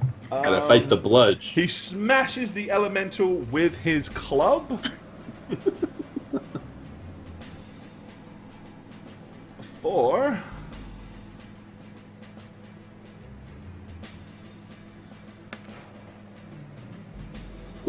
14 points of damage to your elemental. Alright. Okay, this troll has bugged out. He is gone. He has left the building. Right, this one is still down here. Radovan being the largest threat. He Not really. swipes at Radovan. What biggest challenge? And I dealt misses. 6 damage. All right, Marlo. You have a Yeah, I'm choice gonna- of 2 victims. I'm gonna run over to All right. Sky. Okay, you can only make a single attack on him because of the distance. So with the single attack, is that gonna just be one of my martial One arts attack, strikes? yeah, 1 melee attack. Biggest threat. You're funny, boy. I'm not on the other side of him, really. Is this flank? Yes, because the troll is big enough to where across the plane from this dude to this dude, it's. You're logically gonna try to get a flank, aren't you? So obviously, you would move to that position. All right, Nice. okay. You punch him in the back for 9 points of damage. Radovan. Trying to fix my previous error. I'm gonna attack again. Maybe belt him in the balls once, you know? Can you reach? Oh, I could reach. Yeah, these dudes are only about 9.5, 10 feet tall. I'm not sure that came out the way you wanted it to. But this is a lot better for Radovan. 20, 32, 41. All Wait, right. what? What? Oh, hang on. I've given you an 32. extra. I was counting Marlowe's 9. I don't know why. I'll take Marlowe's 9. It's just... Have 32 It's 32. instead. All right. All right. The troll is severely bashed, beaten, and massacred by the mace. He's still alive, but he is crunched down to one knee as his left knee is bloody and almost shattered. Kia. Pass. All right. Kia holds a spell. James just watch it Beecham, all unfold. seizing the opportunity, is going to attempt to stab the troll twice, Go on. and will do so for a total of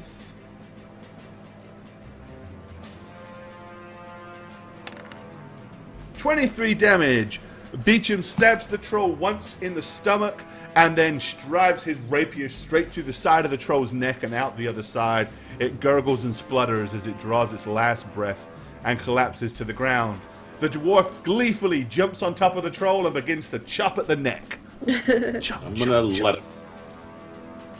All right. Elemental. Yeah, it The just fire elemental. it just like claps his hands down on this guy to Another hopefully good solid slam. destroy him. Oh, So he hits him twice. oh really? Lay your hands on me. Oh, there's Jane, you sound like a sociopath speaking about 39. what the elemental's doing. Plus the fire. Okay, yeah. that's a lot of damage. Why haven't I been using more fire elementals? Because they're more fragile and they get their asses beat. That's compared true. To Rocky. Rocky can take a kicking. The fire They're glass elementals cannons. cancel it. Yep. Yeah. All right. So yeah, the two mighty hands clump come down as they hit the troll both on the shoulder. Flames go everywhere. The troll goes up in a shower of flames.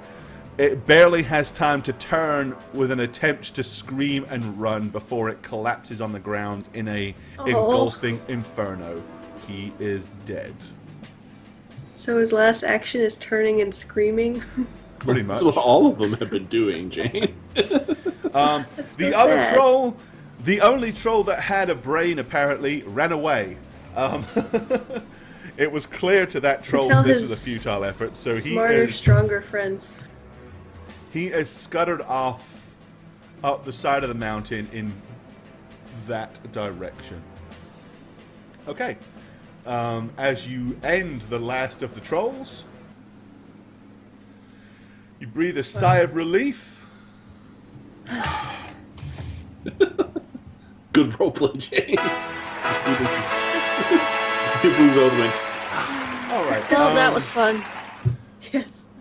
Okay, your dwarven friend turns around, and once he's beheaded this troll, slowly wanders over towards this one, looks at the amount of damage and the huge inferno of flames, and he just looks at his axe and puts it back in his belt. Like, there's really no need to chop the head off of this one. I'm just gonna sort of stretch out my arms. Hadn't done that for quite a spell. Yeah, crunch the back. Felt good, didn't it? I've only moved 5 feet since it started. All right, so your elemental is now just hanging out, melting snow all around you. I'm gonna dismiss him Okay. so that he doesn't like make a hole that we can't cross. He vanishes in a puff of logic. I don't think any of us need any healing whatsoever. No, that was a complete ass whooping that you delivered. I'm gonna look around the bodies to see if they had anything interesting. Clubs. Well, most of them are pretty much loincloth wearing, club wielding dead guys with no heads. See, they're just so no, there's exhibitionists. little to nothing of any interest on these ice trolls. Shaggett's assessment was pretty much correct. They were looking for lunch. The strange, bizarre smell of crispy troll assails your nostrils. It's not a pleasant smell. It definitely doesn't make you think, can't wait for my next meal. Speaking of next meal, I'll have a bite of some rations. Yes, you earned it. I'm gonna start walking. And I'm gonna say, see, Kia, this is why my idea to get down the mountain faster after finding what we're finding might not What? work for my god. Well, I mean, if we were going fast, they wouldn't even seen us. We don't have to I deal know, with them. but another patrol of I think that's maybe his point. dwarves might have run into them, and well, you know. Radovan's point is his god wants him to travel slowly and murder and massacre all these horrible creatures. I get it, but also, what was that whole thing you were telling Marlo about the greater good? Well, that's a good point. Just saying that this will save thousands upon thousands of people, and we can't be late with this. I don't know how the spell works, but Well, it's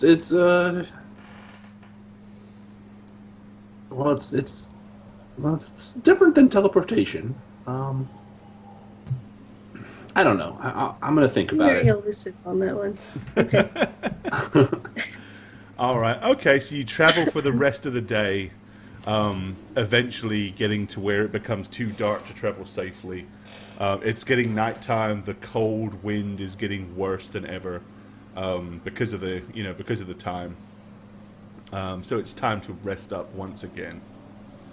So from a resting standpoint, what your little dwarven guide, what he has been doing is he has a lean-to that he props up. Basically, he's got like a huge piece of canvas with 2 poles attached to it. He sticks each of the poles into the ground, and then he stretches the canvas out behind it and then piles snow up on the back end of it. So he's kind of like got 2 poles and a canvas kind of like sloping away down. It's only about 8 by 8, but it's just about enough for everybody to kind of huddle underneath. Quite honestly, it doesn't offer that much shelter at all because the wind still hits you from either side. It would be Is our good against the igloo thing rain, better? I guess. Is the igloo thing we sometimes make better than what he has? If you was to combine the ideas and like dig yourself a hole and then put that on top, it would definitely help. Yeah, let's do that one. Okay, all right. So you're going to kind of dig yourself into like a little lower dip Yes. and rest up. Okay. Well, with the horrible smell of nasty trolls still lingering in the air, nothing unpleasant comes to interfere with you. As you continue on for the best part of the next day, let's go ahead and move you. The passageway has become significantly more narrow. It's only about 10 to 15 feet across.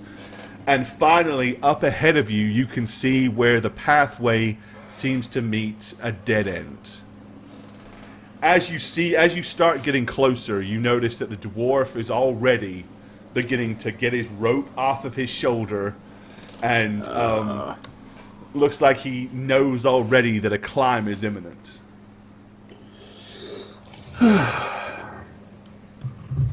Okay. So what's this first obstacle? All right, so Hendrik? you get to the edge.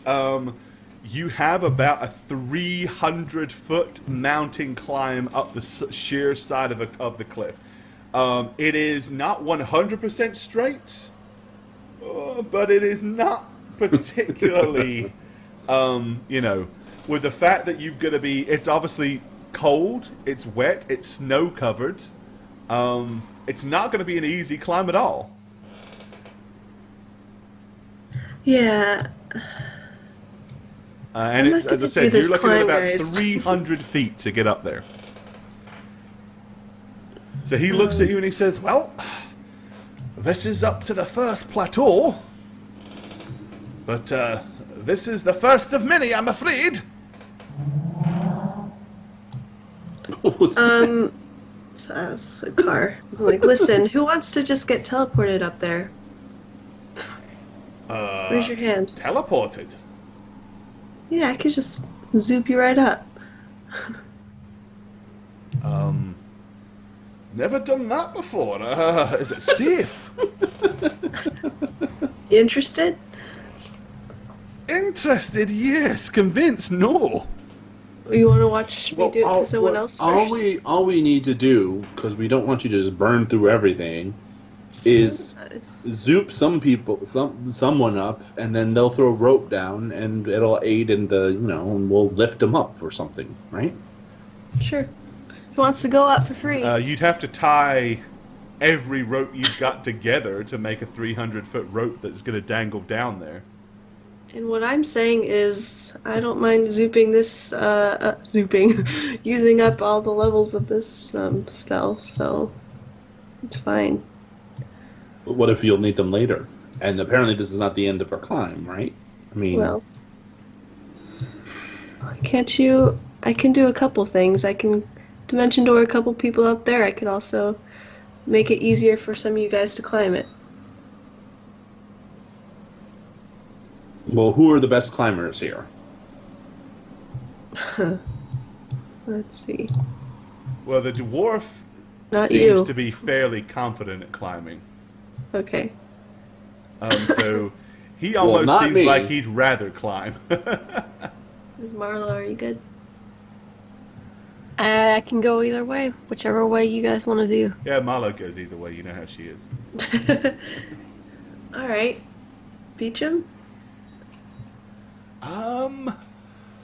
Far be it from me to struggle if there's an easy option. Well... Let's see, so it'd take me... I go up there, that's 1, go down 2. It's burning a lot. I mean, I don't have We any just other tied- use for this spell slot. But just zoop me up there. We'll tie Zoop. 3 ropes together.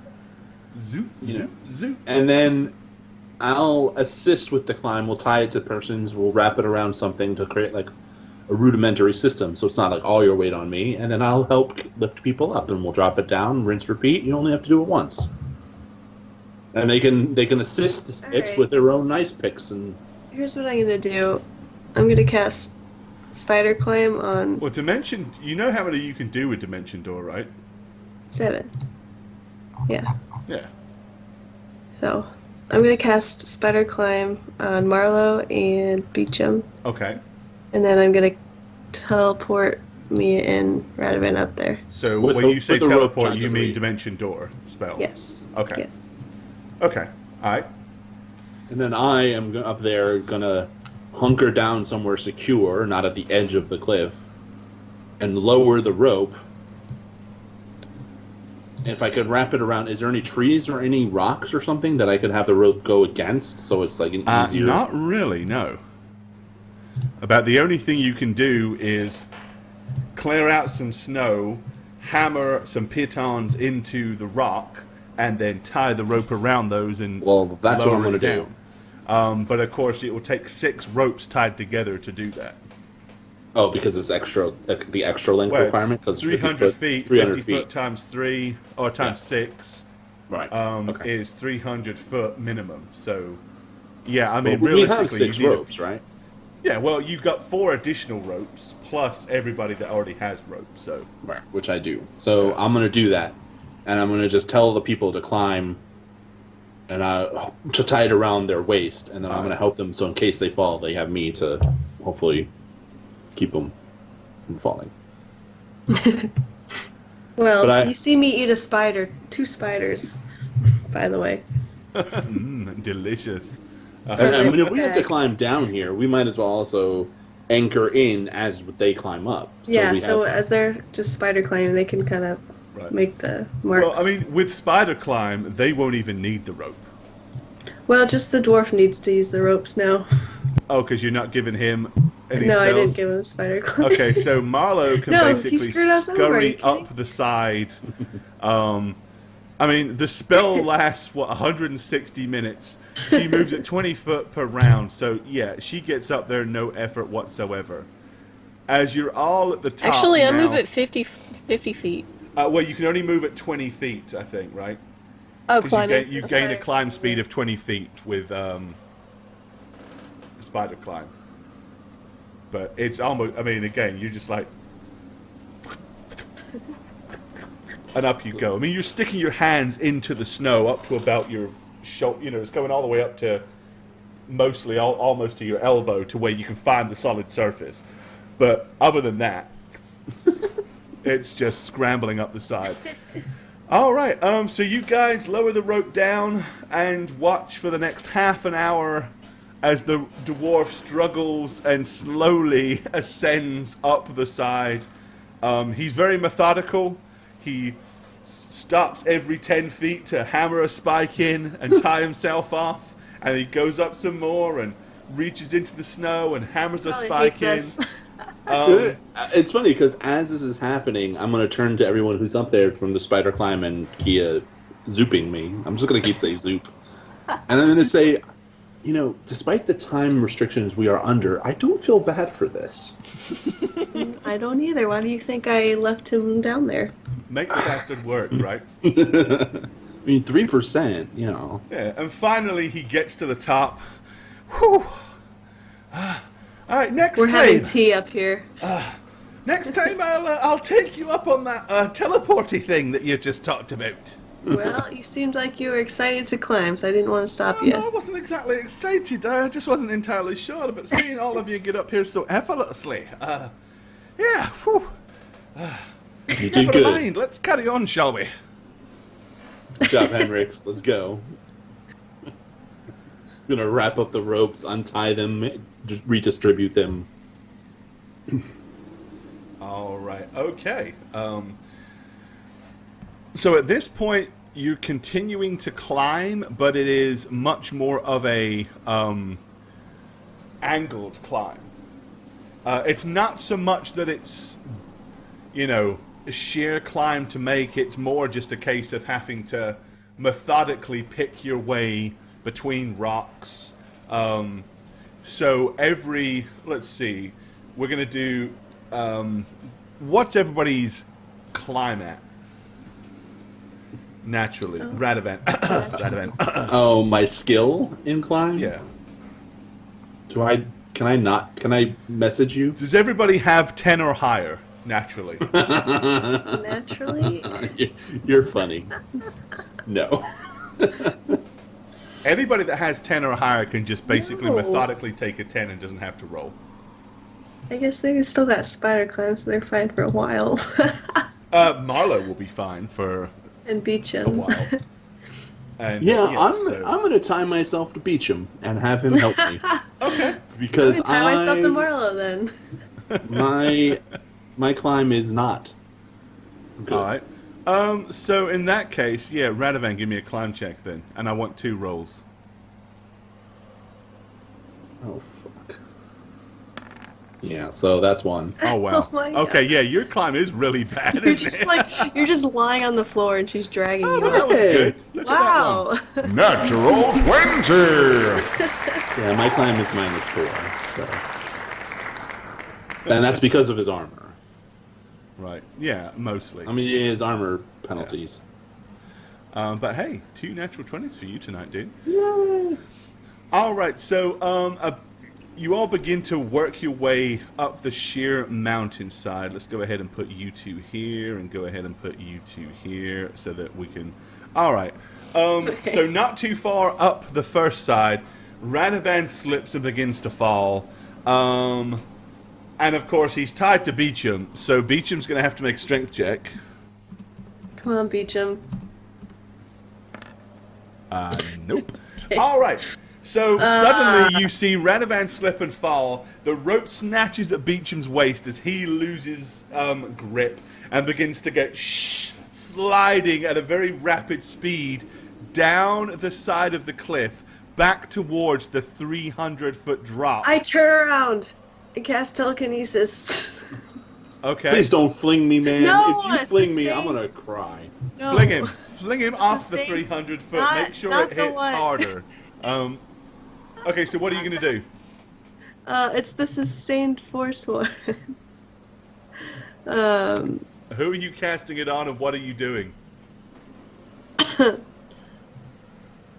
Well, how does... I'm pulling it up now.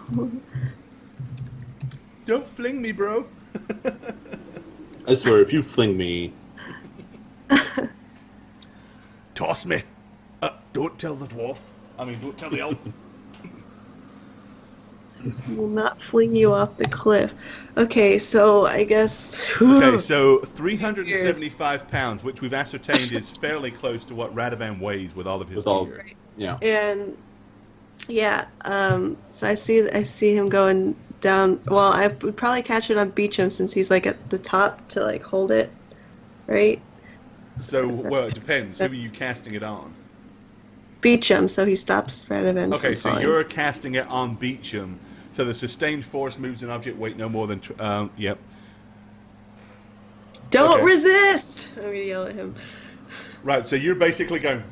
You basically cast a tractor beam on Beecham Yeah. to stop Beecham in his tracks as they go sliding down. Okay, yeah, logically I don't think Beecham would resist. He's in a state of utter panic and screaming loudly at this point because he's convinced he's about to get pulled off the edge of a 300-foot drop at Radovan's expense. Okay. So what it really comes down to now is you've got a rope tied around Beecham. Yeah. Why did you make me roll climb twice? Because you're climbing halfway, and then the other half is two climb rolls for the Oh, distance. okay. Got it. All right, the rope cuts Beecham in half. Radovan continues on down the cliff anyway. No. All right, so yeah. Radovan continues to slide. Beecham goes, "Ah!" and like almost throws up as the rope like yanks him right across the stomach. And then you see Radovan kind of spin around and like, and he's now hanging by the rope. Well, I had the face rope down. around my waist too, but yeah, Right. okay. Yeah, but you'd be like grabbing hold of it with your hands, and he's like laying flat down. As Beecham is like, Radovan, take your feet in. I'm gonna try to do just that. Okay, as you regain your footing, move, and then take the slack off of the rope as Beecham's like, Alright. Oh my god. this is not a brilliant idea. I think we should probably untie this rope. As he does untie the rope and cast it back to you. Yeah, I'm gonna have Cal come out and say, hey, go over to Radovan so I can cast this spell on him. Please. Okay, so you want Cal to flutter over to where Radovan is? Yeah, I'm gonna have Cal touch him so I can cast Spider Climb on Yeah, him. you are. Like, I'm sorry, Radovan, but you are so bad at this. Okay, so Cal Yeah. flies over, low to the ground, and lands on Radovan's shoulder, kind of wrapping his tail around his neck for security, so that he doesn't get blown off. Hi, Cal. I say this like at the pinnacle of my nerves as I'm dug in, kind of like Okay. frozen in place. And then, I'm not so even trying to basically, coil the rope you in. use Cal to deliver the touch effect spell. Yes. All right, so now you have now you have Spider Climb. Do I still get my 20? Technically, yeah. No. You don't deserve it. I don't do it. I Give don't me- deserve it. I don't deserve it. All right. Okay. So after re-securing Radovan, you guys can continue to clamber up the side of this cliff, slowly but surely doing so. The dwarf's way ahead by now. Even without all your fancy magic spells, he's still ahead of you. I'm gonna climb up. All right. Okay. So yeah, it's another. You spend another good hour to an hour and a half clambering up the sheer side of this mountainous region here. As I said, it's steep, it's cold, it's not an easy climb. But with spider climb and the aid of wondrous magic, quite honestly, it's not that tough at all. And eventually you manage to get to where it begins to plateau out on another kind of level ridge. All right. Picking your way along that ridge, kind of tired and exhausted, you start getting a little closer as you come to following the pathway. It begins to emerge to where up ahead you see what appears to be a sharp turn to the right. Sorry, left. But ahead of that, you see what appears to be some kind of opening in the rock. Is that one of the landmarks, Beecham? Nope, says Beecham, as the dwarf looks cautiously at the hole, and he seems to be rather dubious about going much further. There's. Do you know what that is? What is that? I'm asking the dwarf. Do you know what that is? Oh, it's because there's an opening. It's a hole. I had another word. I don't want to say it though. No. He looks at it, he says, well, it's like a cave to me, but caves up in this neck of the woods are nearly always hostile, occupied by vicious and savage creatures, possibly trolls or worse. I'm gonna bank on worse. He says, so, if anything comes out to meet us, what should we do? Kill it? Like, shoot first, ask questions later, right? Well, you don't suspect any of these Usually, unless vile you think you might be nasties. intelligent. Well, What kind of skeleton is that, though? Okay, he looks and sees bones. He says, I don't know. Perhaps we should get a little closer and take a look. How about we skirt around the right side of here so we're not right in front of the entrance? And then take a look. All right. Maybe Cal can investigate. Maybe get a sense that there's something might be just beyond the precipice. Oh, okay, we're doing this way. Miles, oh, wait a was like, minute. "Let's Everyone get else is closer." I being was like, stealthy. okay. Let me do that Yeah. too. Good idea, Radovan. Here you go. Cal. Cal.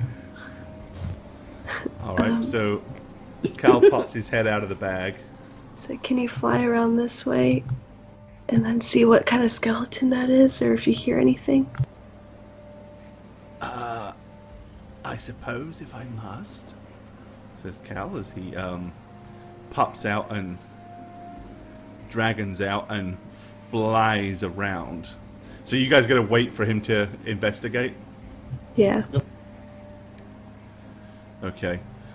You see Cal kind of land on a rock and peer at the bones. And then he turns around and comes flying back. And Cal says, looks like a strange assortment of bones. Some I've never seen before. But I know a human skull when I see one. Oh, great. Did you hear anything? I didn't. Alright, I'm gonna whisper that message to everyone about the human skull. Henrik, Beecham, do we need to continue up the path this way? I'm gonna point in this direction. He says, aye, no reason to go into that cave that I'm aware of. Well, then let's not. Sounds Everybody- like a smart move to me. Hold hands. I'm gonna say, we'll just skirt past this invisibly. How's that? Works for me. All right. Well, as you Too late, it's already as you coming, guys I are hear it. saying that, you Yeah. suddenly hear like some shuffling from inside the cave, and emerging at the very end of it or entrance of it, sticking her head out, Oh, the shit. Ooh. is this hideous-looking woman. She's got kind of Epider like mistress? sores all over her face. She's got kind of shabby robes and a cloak down over. She's got a hood on. Very gnarly-looking woman, and she kind of comes out on a half a cane. She look human? Vaguely. Right. Are we still Are we not invisible No, yet? it didn't happen. No, that's didn't kind of matter. like as you're all having that discussion, you notice her emerge, and she's like, Wait a minute! I smell something! Where are you, my beauty?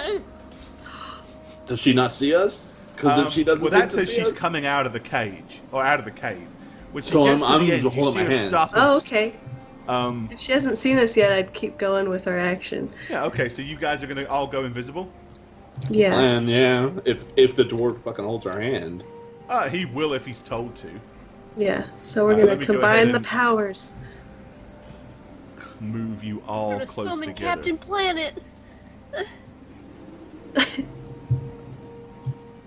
All right. what the fuck? All right. From the bone-eating thing. So yeah, you all grab hands, and Kia says a few words, and you all vanish. Ooh, can I do something? Okay, so That's so- with that, you notice like Cal suddenly looks a little bit kind of bewildered, and he starts to fly around like, Oh shit! Where so are in you? my mind, I just said we went invisible. Just take cover somewhere. all right. So he begins to like fly. He can't fly up because of the wind, so he's just like flying across here. As he does so, you see the woman go, Oh, there you are, you little winged birdie. Come here. God. Ah. she goes, Tweet, tweet, tweet, tweet. Oh, I've got a nice little chicken bone for you. Come and get it. Go on. I want to cast a spell. okay, what do you want to cast? Ghost sounds from Okay, inside her little cavern of like footsteps. all right. So you cast them like down behind her. Yeah, like running. All right. Okay. So as soon as you do that, let's see. It's not really going to try to make a saving throw to interact with it. So you see her spin around, and she's like, Oh, did someone sneak past me?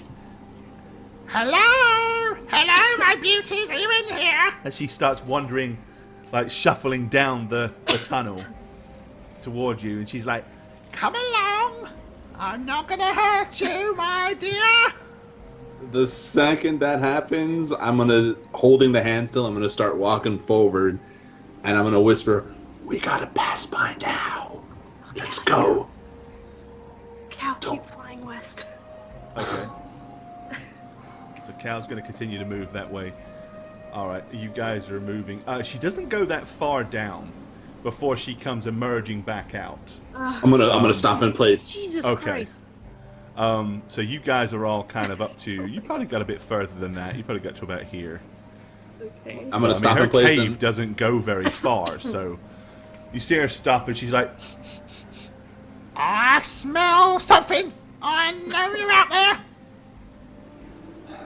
there. make a spot check for her here. oh, because we probably left footprints in the stone. You've left like 5 huge big lines of huge big lines in the snow, let alone Hey, footprints. if we get a little closer, I can just stunning fist clock her right in the face, and then we can just keep going. All right. What do you do? Oh, why did that roll? That was interesting. Oh, your ghost sounds like just. All right.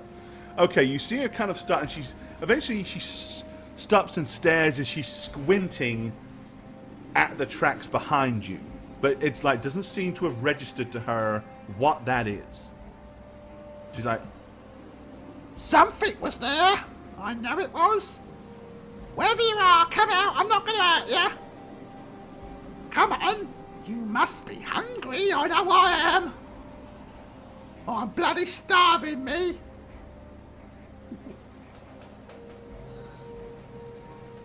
Staying absolutely quiet. all right. She takes a few short steps forward towards the tracks, still oblivious to the fact that you're there, but she's still like sniffing the air, vibrantly, like she can smell something.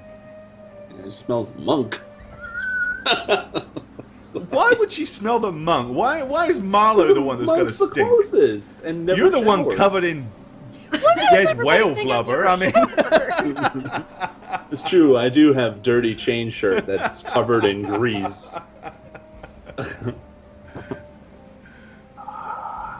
all right. She continues to take a few steps forward. I mean, she's directly to the right of Marlowe now, but she's not like facing Marlowe. It's like she's going towards the tracks where that were directly behind you.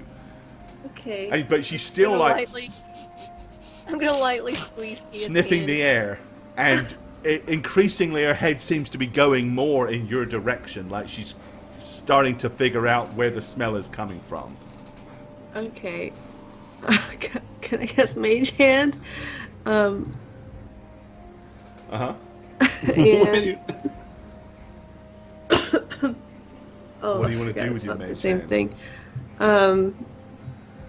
The bones behind her, rattle them together, I guess. Like, what is? I don't remember what this spell does. Basically, Move an object. Okay. can lift and move objects, basically nothing more than up to 5 pounds. Okay, so like But I mean, human it could skull go and in like sure. it could mess with bones, yeah. Yeah, so it's gonna pick up some of the bones and toss them into the cave. Okay. I guess. I don't know. Well, as soon as it does that, hearing it, she spins around and looks, and then shuffles towards the entrance of the cave once more. The second she does that, we're moving again. Just a little bit, so quietly. How All far right. can we get with this one? Well, you'll probably get to like where Marlowe is, as you all kind of like scramble around to maneuver through. Oh my god. Right, after just a little bit further, she comes back out, Oh. and she's like, Oh, you're a tricky one, you are. You're playing games, aren't you? I know what you're doing. You're trying to scare a sweet old lady. Why don't you just show yourself? Let me see you. Go on, my beauty. I won't do you any harm. I'm a poor, lonely old woman stuck up here in the mountains all by my lonesome since my husband died. Yeah, right. I'm starving. Please help me. Oh, there's some things I want to say, but I don't want to say them because what we're doing is kind of working. I'm actually just gonna keep moving. all right, okay. Okay, so we're all coming. Yeah, I mean, if I feel the hands start moving, I'm gonna, I guess, shuffle. Well, you too. don't have it, yeah. Oh. okay. Ooh. So, Oh, no. yeah, as soon as you start moving, she notices where the tracks begin to start again. Like, she saw where the tracks stopped, and then all of a sudden she sees the tracks start to extend, and she's like, Oh, there you are. Come here. Oh, don't just leave me. Come on. You can't leave a poor old woman here by myself. You don't Watch me. smell like trolls. Come on, please help me. Don't leave me here to starve to death. Oh my god. So can we keep moving? Is she like making any aggressive movement as we keep she's moving? not making any aggressive movements, no. And she moves pretty slow. I mean, she's like, It's creepier. puts her stick in the ground and then hobbles over to it and puts her stick in the ground. So you guys can easily move faster than her if that's what you want to do. So yeah, as we're moving, kind of getting a distance from her, I'm gonna say I'm gonna leave food down the trail a little bit for you to survive. Just let us pass. No problem. You'll find food for you. and Okay. water. We have rations. You can have them. Just let us go on our way. All right. And is that what you want to do? Like, once you get way past her? Yeah, I mean, once we clear the distance, I'm gonna take food and water out of my backpack and kind of just like put it right by the side of the mountain. Alrighty. And then I'm gonna say, just right around the corner, and then we're gonna keep going.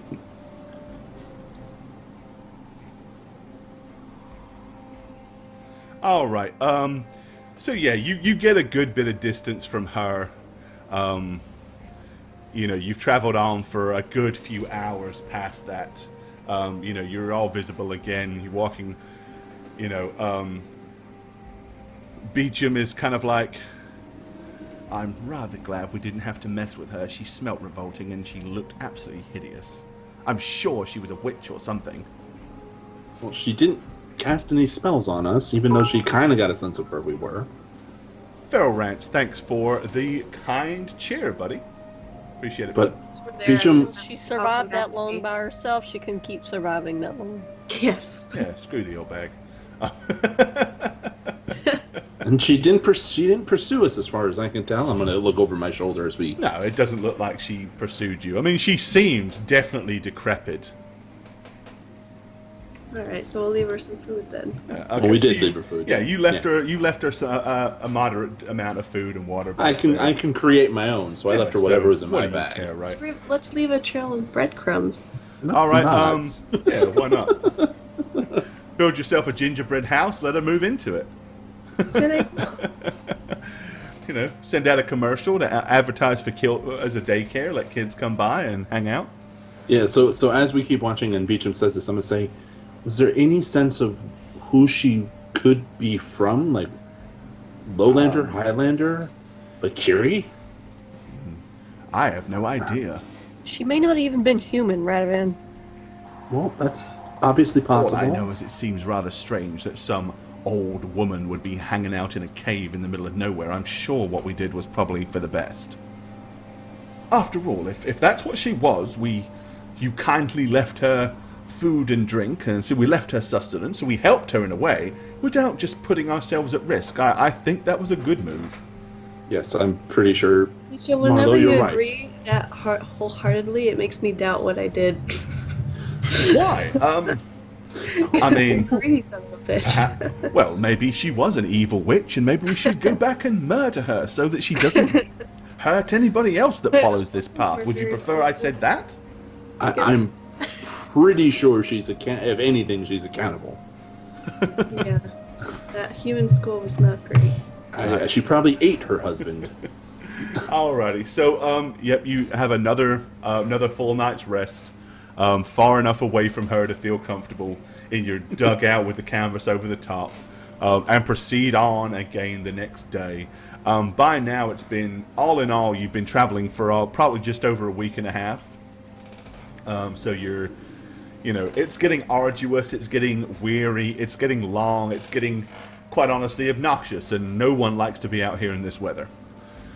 But you can continue following the glacial path through the mountains. Up ahead, the area looks like there's several large rocks and boulders have fallen from the cliffside.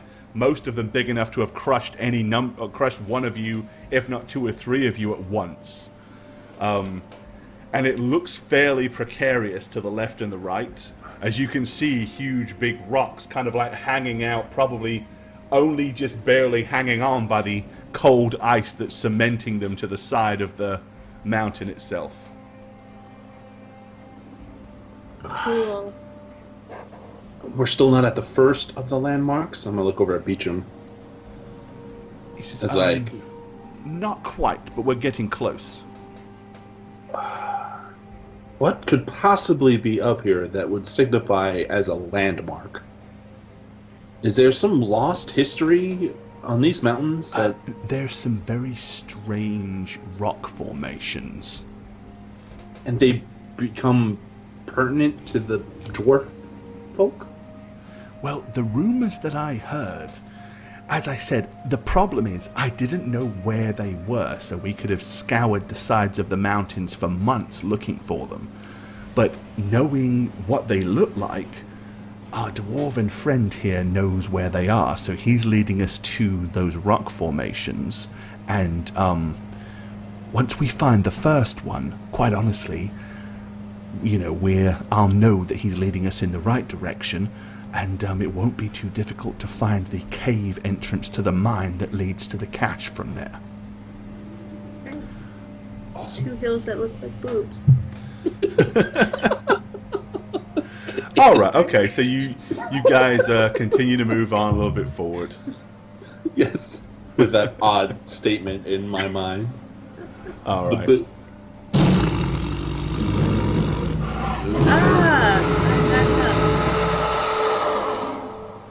All of a sudden, materializing on the huge rock ahead of you is a all-familiar, terrifying sight. As you look ahead, you see a massive, glowing blue tiger form. I don't want that sound. I want something far more sinister. There we go.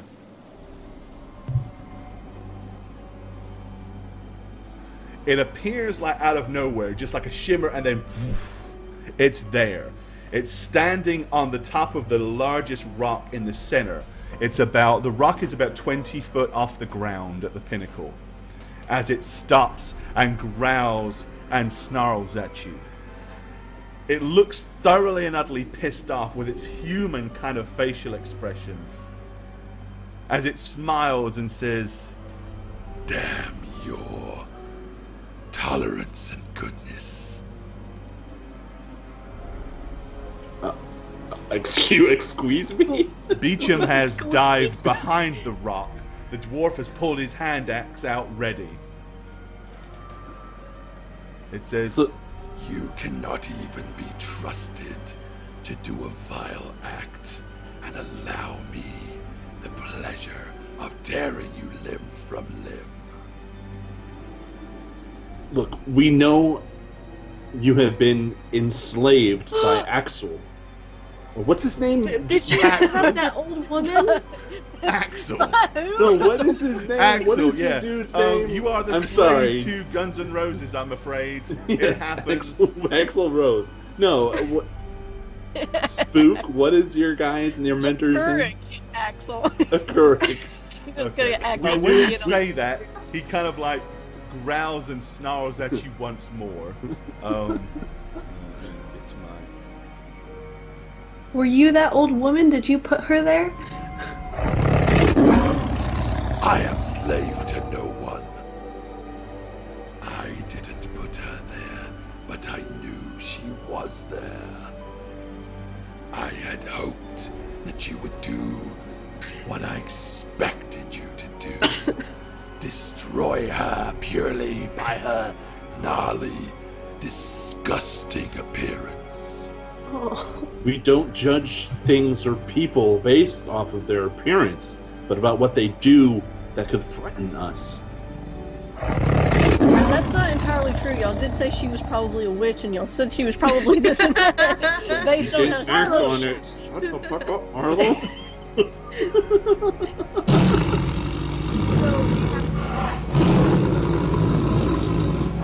So you continue to be protected by her. I, due to celestial law, at the moment cannot lay a paw or tooth upon you. But never mind. The law states I cannot rend your flesh. It says nothing about this. And it vanishes, and materializing in front of where it was Holy fuck! is The a actual massive, ginormous black cloud. It's in the shape of a humanoid, and lightning is like running up and down inside of it. As it raises its hands, bolts of lightning shoot from one hand to the other, and then it raises both hands up to the sky as the lightning just like zooms up, blasting the air and kind of electrifying the clouds above you.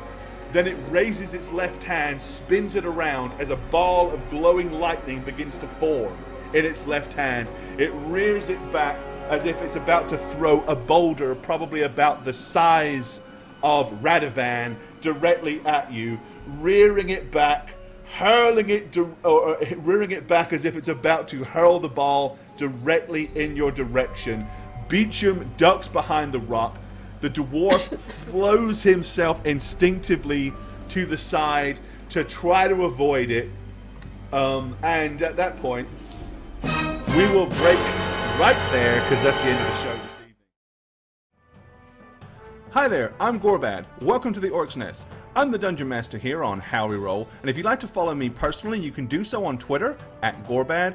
Check out thedmblog.com for all things Dungeon Master and Dungeons and Dragons related. And of course, you can follow me on twitch.tv/Gorbad.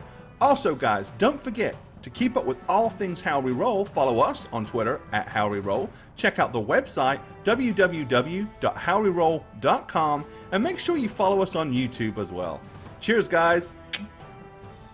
Shagget here. On How We Roll, I play Radovan Rainier, War Priest of St. Cuthbert, who just so happened to author a new academic book that's coming soon. It's titled Libido Rectification for the Required Propagation of Arconis' Depleted Men-at-Arms, or more affectionately titled Mandate Number 2 and You. You can follow me on Twitter at @neb_convos for upcoming book excerpts, just to get the hype going, push up the sales. Thanks, guys. Hey guys, I'm the Dragon Spooker, and I play Marlo Rayfell, monk and resident badass for How We Roll. If you want to follow me on Twitter, you can do so using @DragonSpooker, or follow my Twitch channel, which I sometimes stream on, twitch.tv/TheDragonSpooker. Hi, thanks for watching another episode of How We Roll. I am Jane Ivana, and this is my lovely cat, Norman, who really doesn't want to be here right now. You can follow me on Twitter, @Jane on Twitch with a 0. Shh, don't tell him, he doesn't like birds. No. I stream occasionally on twitch.tv/Jane Ivana, so you can find me there. And I guess that's all we got. You got something to say? Nope. Peace, suckers. Bye.